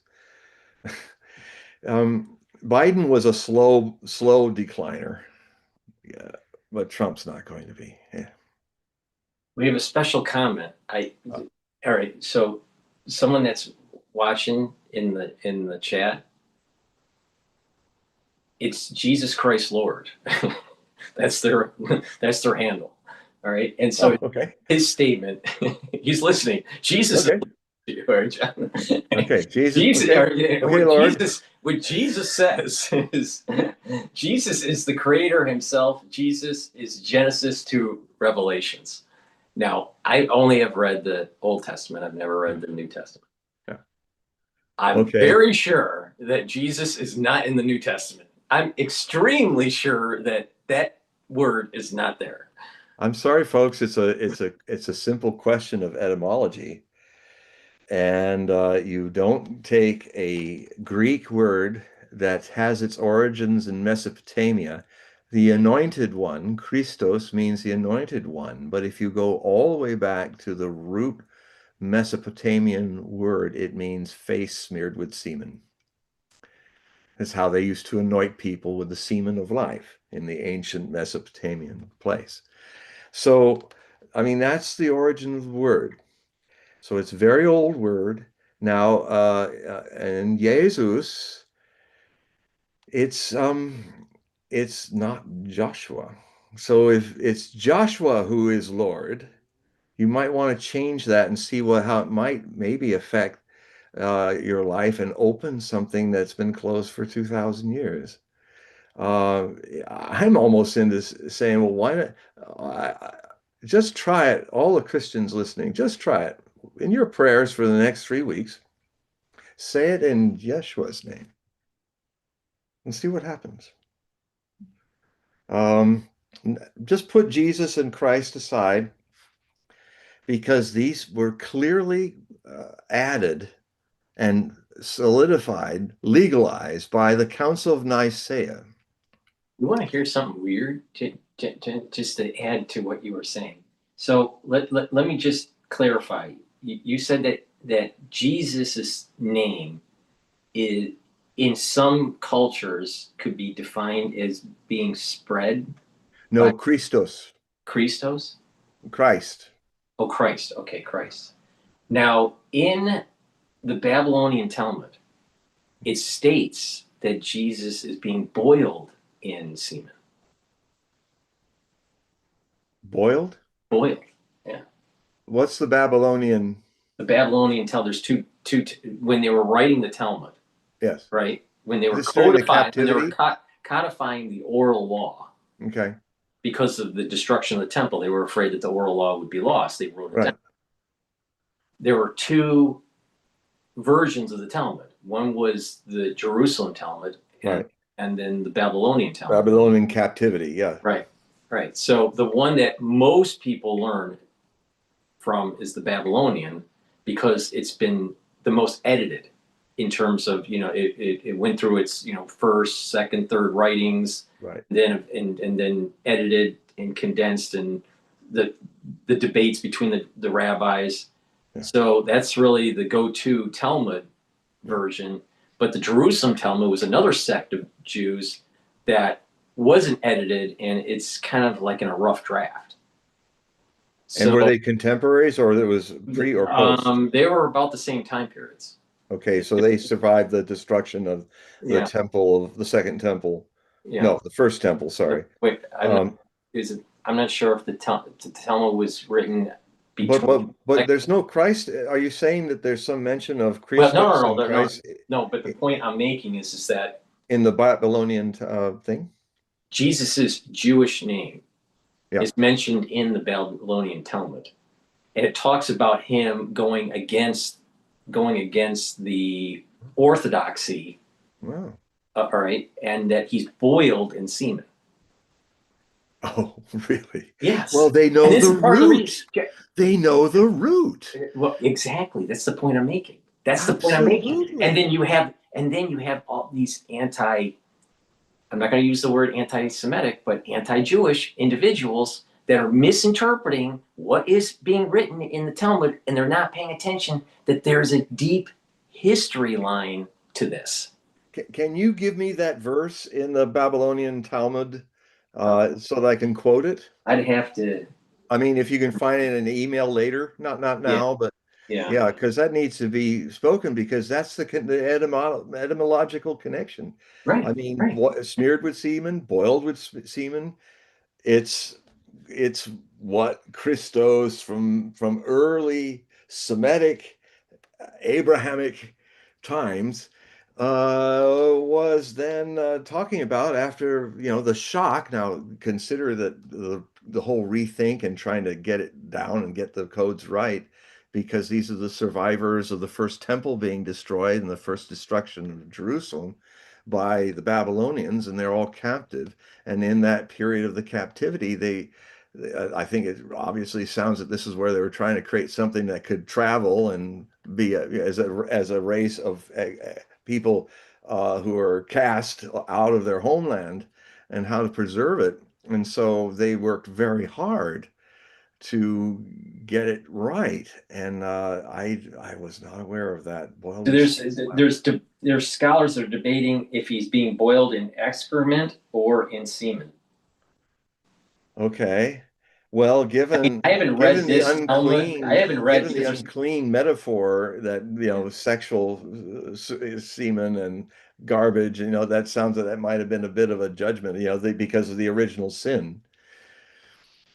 I don't know. I haven't read that. I mean, the Talmud is like reading all of like the code of of the state of New York. I mean, it's like Oh my God. it's 60 volumes of law. Yeah, it's huge. It's huge. It's not, or 70 volumes of law, and that's only that's only a part of the oral law. But the thing is, So they foresaw him, and they foresaw him doing the things he actually did. Buddha was foreseen by the Brahmins 1,000 years before he came. And they even say he'd be born in Bihar, which he was. And then they said he would revolutionize the Brahmin religion, and they misread that. They misread that to mean he was going to make the Brahmin caste even more in power from their pride and ego. What Buddha did is he did fulfill the prophecy. He basically said Buddha nature is a declaration and a reality that everyone, there are no castes. You're all Buddhas pretending to be a Brahmin, pretending to be a Kshatriyan warrior, pretending to be an untouchable. You're a Buddha pretending not to be these are these pretenses of the ego and stuff. So he was saying everybody's a Brahmin, and the Brahmins responded by in the next few centuries by just casting out all the temples of Buddhism out of India. That's why it went to China and it spread elsewhere. And then what they did in a very clever, sophisticated way is they said, okay, now Buddha was the avatar we were foreseeing. And they said, well, he's God playing trickster. He's God playing tempter. And so if you follow Buddha, that was God's way to test your virtue and your spiritual sense and not be led astray. So even God in the Hindu idea can be, well, Hari Deva is one of the names of God, the Brahman, and he's a thief. So they made Buddha a thief a con man, as God playing con man. That's how they got over their big interpretive mistake. All right, I found the page of the Talmud that states this, Okay. and it's dealing with it's dealing with Balaam, and there's a discussion that's going on, and it's talking about it's talking about Jesus being boiled in semen. Yeah. Wow. If And you this can, ties into what you were saying. This is yeah, I'm having an epiphany here. I remember never, that these that's the first people, time I've had corroboration. but these people, you got to remember the people, the individuals that were writing the Talmud were, they knew, like 70 languages. They knew obviously the Jewish law, oral and written, right? You're talking about the Sanhedrin. You're talking about people that really knew their stuff. They were like the scholars of their time period. They weren't like just a bunch of, you know, Hasidic Jews running around eating, bagels and lox, right? No, So I mean, so they were on modern day scholarly lockdown. yeah, modern day man assumes that the people that were actually writing the Talmud must have been some bumpkins or something Yeah, and just well, making stuff up. no. And but they were writing in a really, they were tapping into a deeper understanding or a deeper knowledge that goes way before the writings of the Torah. Yeah, it's the exactitude. Yeah, I mean it's a life calling. I mean it's even more intense than being a Kohanim who's can't walk on earth because he'll be dispurified and he won't be able to go into the great temple to be a priest. And so a lot of even now they're Kohanim in Israel that never touched ground, so that they are not made unclean. So, but even that, though intense and dedicated, has nothing to share compare to with the way these guys were going totally into the exactitude of it. So Right. if you can send a I'll send you a text. But what's really important is with the Talmud, it's not like taking a page. You got to no, have to like understand the book it's coming from. What yeah, is it teaching? yeah, Because there's a dialectic. You have some rabbis that are saying one thing, others are saying another, yeah, and there's a discussion. And then near the end, usually, not always, but usually the sages will say, this is the interpretation, or this is what's been ruled. It's almost like you have a prosecutor in the court of mhm, law, let's say to the Supreme Court, you have someone that's presenting to the yeah. Supreme Court, You have and the Pope saying and it's ex cathedra, this or that. yes, and then you have and then you have the Sanhedrin saying, okay, we're going to rule this way. Okay. So if you just take one page and just read it, it's hard to understand what the whole context is. Now, is it written? Yeah, Well, in it's a written there. bigger It's written sense, there. it's the whole context of Emmanuel returning. It is, they're talking about Emmanuel. It wouldn't be Jesus. It was they were expecting Emmanuel to come back. The Masiha, not the Messiah. So in the bigger picture, it's foreseeing that, and maybe Daniel tried to kind of get it to a timetable. But no, yeah, the bigger picture is the return of Right. Well, a here, Daventine. The Dalai Lama is the closest comparison to what David was as a king of Israel. He's like the Dalai Lama, who is both the political and spiritual leader of the Tibetan people. That's what a Messiah is. And so I see the bigger picture is they're interpreting where that's going, and they are human, just like me. well, it's coming out of the book. All right. So each Talmud is focusing on a certain topic, right? And in Gittin is dealing with divorces, and and it's tied to addressing family law. So the bigger question, and I don't, I'm not a Talmudic scholar, but the question would be, why is Jesus in the Talmud dealing with Balaam and the boiling of semen in family law book dealing with divorces. See, there's a larger context of what this is meaning. See, but I don't know. I haven't read it, so I have no idea. But I do know this is that there is a big mistake to just take one page out of a No, I understand. volume and not understand the full context, because you don't know who's arguing what. It would just reading one page, because sometimes these arguments are 20 pages long. Yeah. Well, you know, and the other thing too is that I would only just point out that isn't it interesting that there's an etymological bridge, how one wants to take that. I mean, why is it in the codification of divorce and marriage and all of that? Well, it's I don't know. how are people born? How are people brought into the world? How are they, you know, through marriage of a man and a woman? So it's kind of fundamental to everything else that sprouts from that. That maybe in a past life I argued that in Babylon. I don't know, but you know, this is what I would. I'll send you the link, and then you can read the text. Oh yeah, send me the whole Gideon. But I guess I'll have to start reading the Talmud. All of it. If you read a page of Talmud a day, yeah, it would take 7 years. Yeah, 7 years to do it. Well, and most scholars can maybe time. do three pages. You know, the funny thing about times like these is that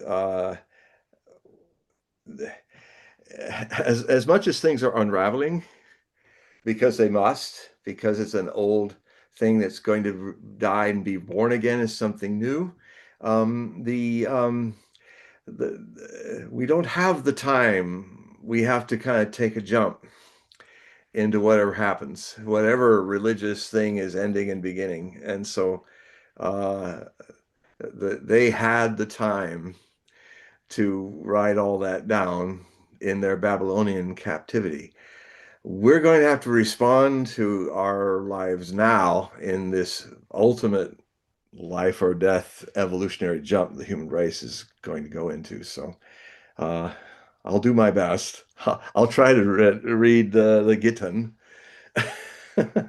I might consult some of my friends, some of my Rebbe friends that have read that passage and read the whole Torah. I have some people I could contact. Because it's important to understand that, you know, there is what is written on the page, but also that overall discussion argument. Yeah, the totality of it. Yes, yeah, I understand. And without, I'm not familiar with the argument, so I can't tell you. I have some friends and I have some friends and contacts that I can talk to and who have read it all, and then I'll just, when I've read this passage and read Gittin, I will ask them, well, in the larger side of the arguments that are so important, how do you interpret this?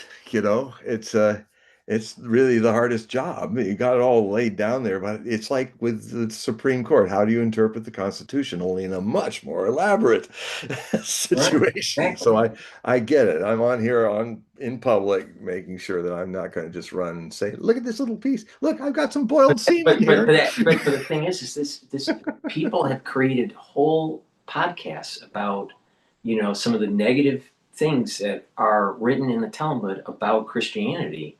Oh, yeah. And are they written there? Yes. Yeah, I read most Jews haven't read enough of the Talmud to even know what the context is. So I have read most parts. You know, so you know, so there are some, you know, but the thing is that, you know, this feeds into anti-Jewish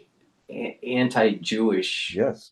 philosophy or anti-Judaism. But it also feeds into a cowardliness of Christian scholars who have for years, as I was watching it, I said, "You mean only Josephus talked about him?" Well, I had the Hugh Wallace.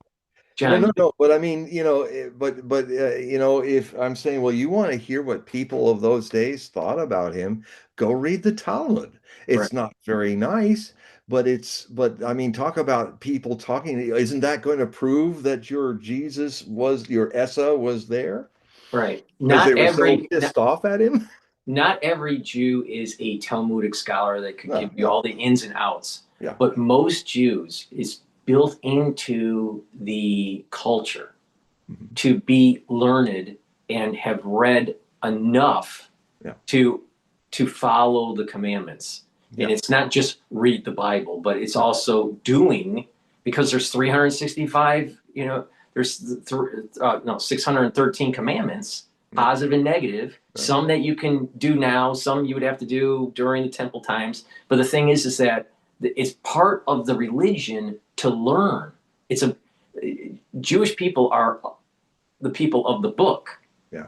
So if you take it from that perspective,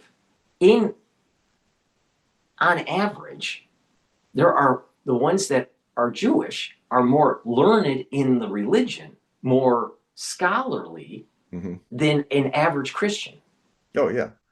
By far, because if you think about what are the number of books that a Christian has Well, if you versus actually, the number of books that Jews have.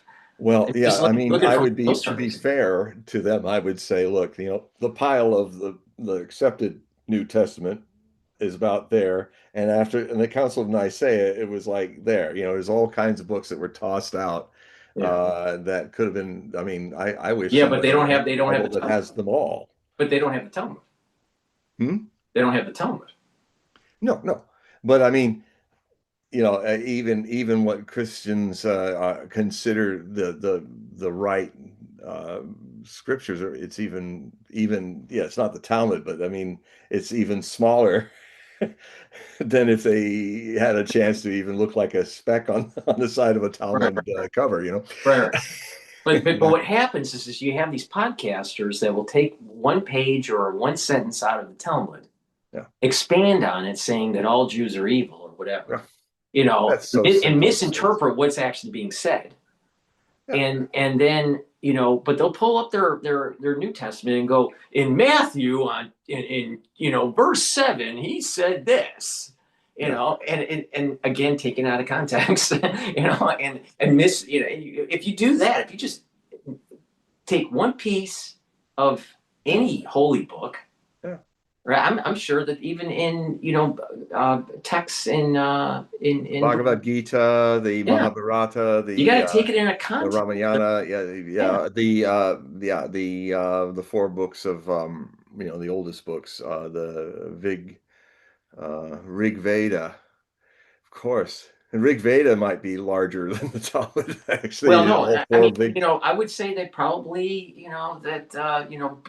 Buddhists, certain, Dhammapada, the yeah, Diamond they probably have a lot Sutra. of, they probably have, There was a ton they of might, stuff the Buddhists had. Yeah, I mean, and it was all mostly remembered by Anatta, his older cousin brother, who otherwise, otherwise he had a photographic memory, and he was the only guy who had been with him for all those 42 years. And yeah, so yeah, I've never counted how many that there are in that, but yes, yes. So now, uh, is there anybody?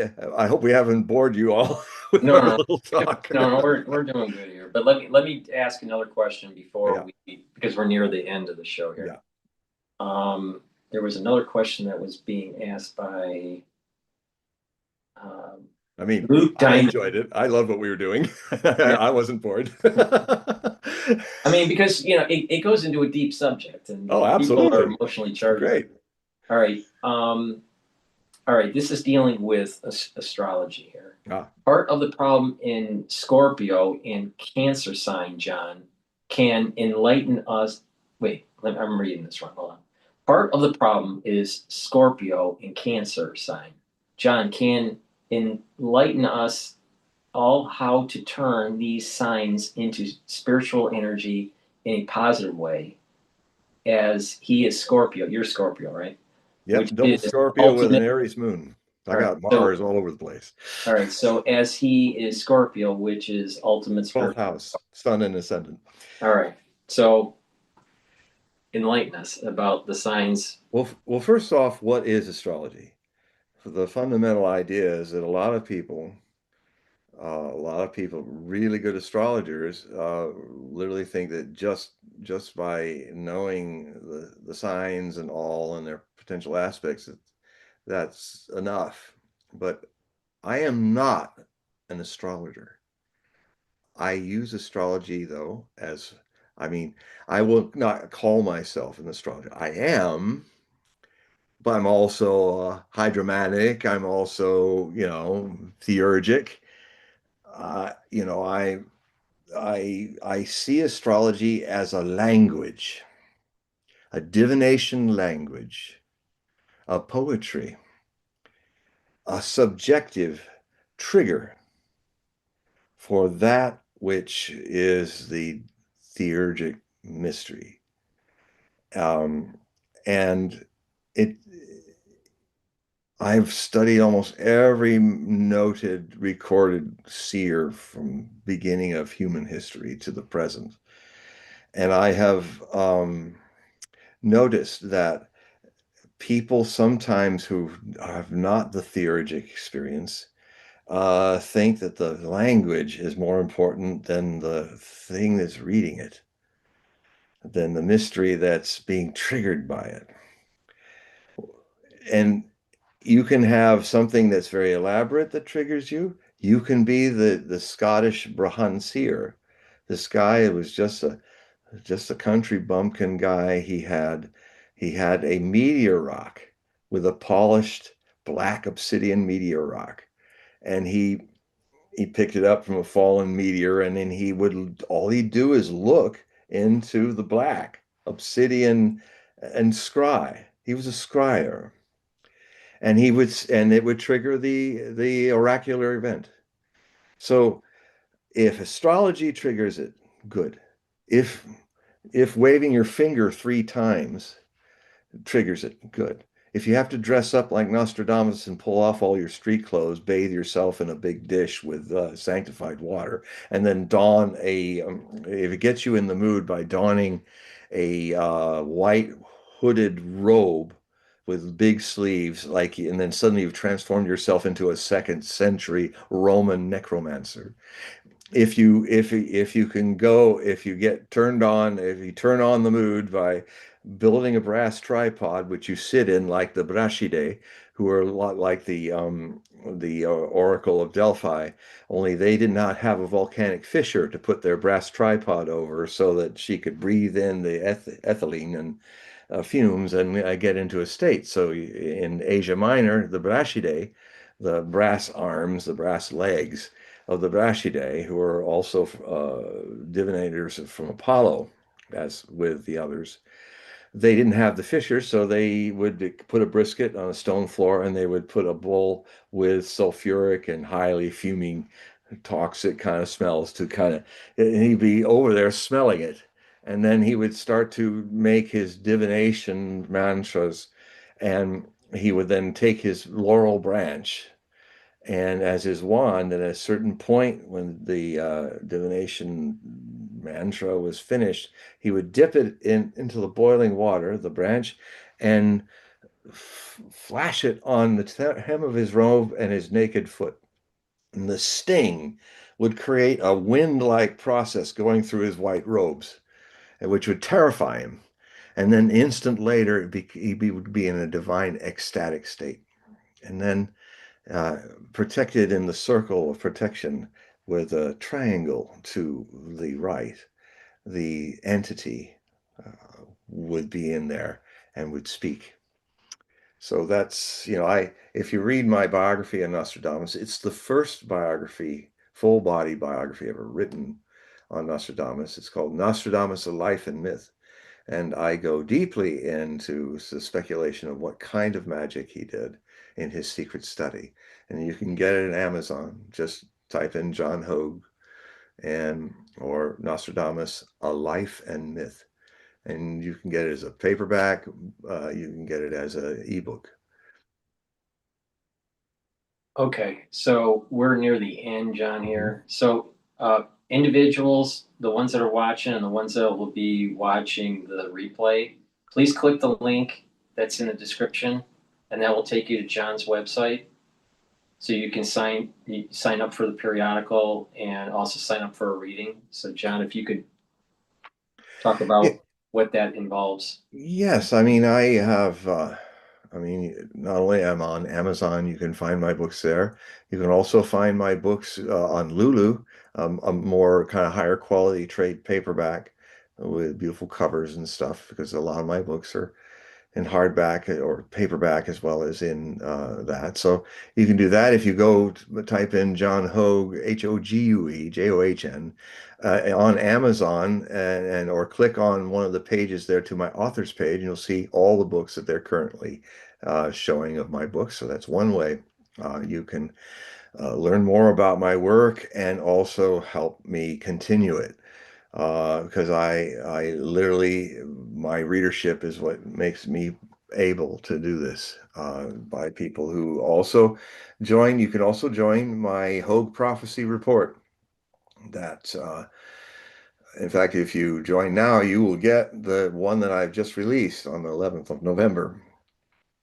It's 14 articles. It's about 42,000 words. These are like e-magazines. I do bi-monthly or in every 3 months. It depends. I have so many projects going on that sometimes I have to like put that aside so I can catch up on the books I'm writing, the great projects I'm involved with. So it's kind of a loose time. But what happens is that if you become for $60 a member,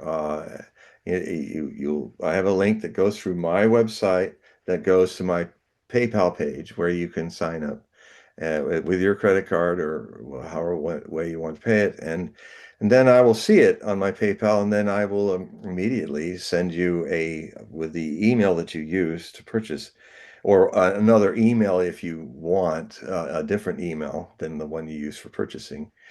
You will get a PDF copy, a Adobe PDF copy, which, by the way, has in it a link to the Liquid app that will allow you to read it on your phone any which way you like and not have it little itty bitty letters and you're scrolling around on it on your phone. If you're seeing it in a laptop or all, it'll all come up fine. Um, so you would get that for $12 for a year. No, I'm sorry. I'm dyslexic.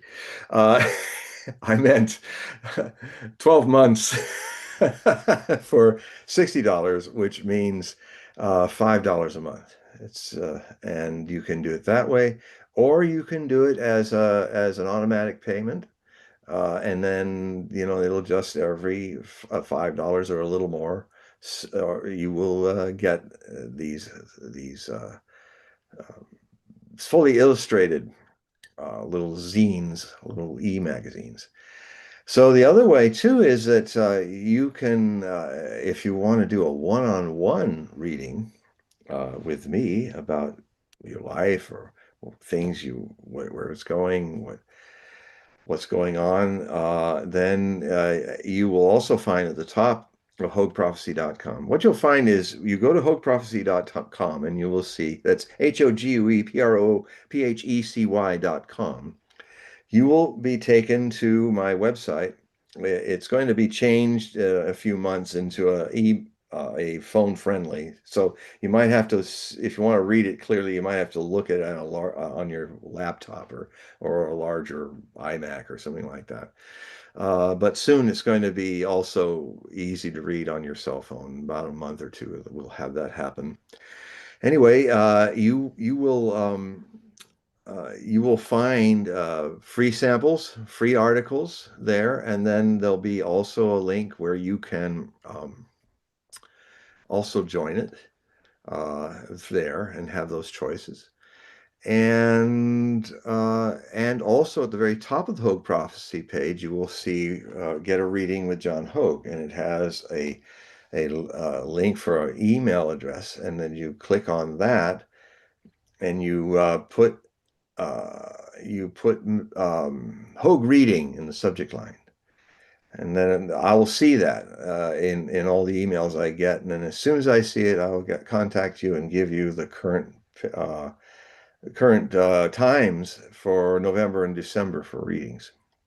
It's a good time to do it now if you're feeling like having a reading, because it'll get very busy with a lot of people wanting readings for the new year coming and all of that. So if you get on it now, there's a good chance I can then read for you, and I'll also give you all the information of what I do in the reading. I mean, I start with I can start, although you don't have to have it this way. You get There's a way that you get from astro.com a free astrology chart of your birth chart, and it's free, and then it's sent to me, and then I will then use that to look at the body mind vehicle of your Kelly Blue Book. This is the astrology birth chart is kind of what your body mind's potentials are, where you need to bring more attention, where things are easy, and so forth. And then I do kind of respond like to questions that we've been on. I do the same things with private questions that you respond to me with. And I finish with a interesting new way of doing the Celtic cross, where um, sometimes it doesn't have to happen, but if you start a Celtic cross, there'll be a point where it says, I got to go deeper with this step. I'll take that card out of the first Celtic cross and make a new Celtic cross. And sometimes it'll be a third time. And it's amazing what happens, because it's literally like the cards are digging. These little card algorithms are looking for things in the subjective of us. And it's amazing how then it all kind of comes out like a divination, which is what it is.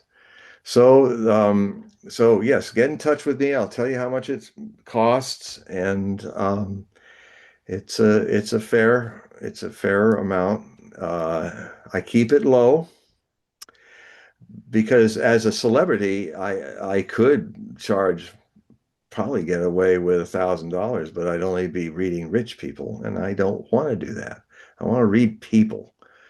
And so I've got it down to just around $149 for 2 hours.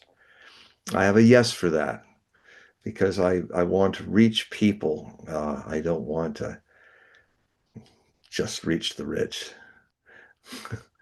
Real people need more help, and some of those rich people are helpless. So, um, anyway, so that's it. That's what I do. I hope you support it, so that you can keep seeing me on these shows, Okay. and like it, and like this show. But if you haven't clicked on the like button, do it now. It's if you like this show, if it gave you a lot of juice. Well, I mean, it was a great conversation. I apologize for anyone that had a question and we weren't able to get to the question. We had a lot of questions. I will have another show with John in about 2 weeks, so please join us and type in your questions. We also do X-Space simulcast, so you can ask for the mic and ask the question live. But again, I'll be replaying these videos on all the channels on YouTube, Brighteon, Bitchute, and Rumble. So please participate and share the links and grow the audience. We need your help. We greatly appreciate it. Thank you for sharing your precious time with us. I feel, it's really beautiful that you have been watching us and listening to us, and I'm grateful that you have done so. Okay, well, John, tell everybody good night. Goodbye, everybody. Bless you all. All right, everybody, thank you for watching tonight, and see you in about 2 weeks or so. All right, John, let me end it here.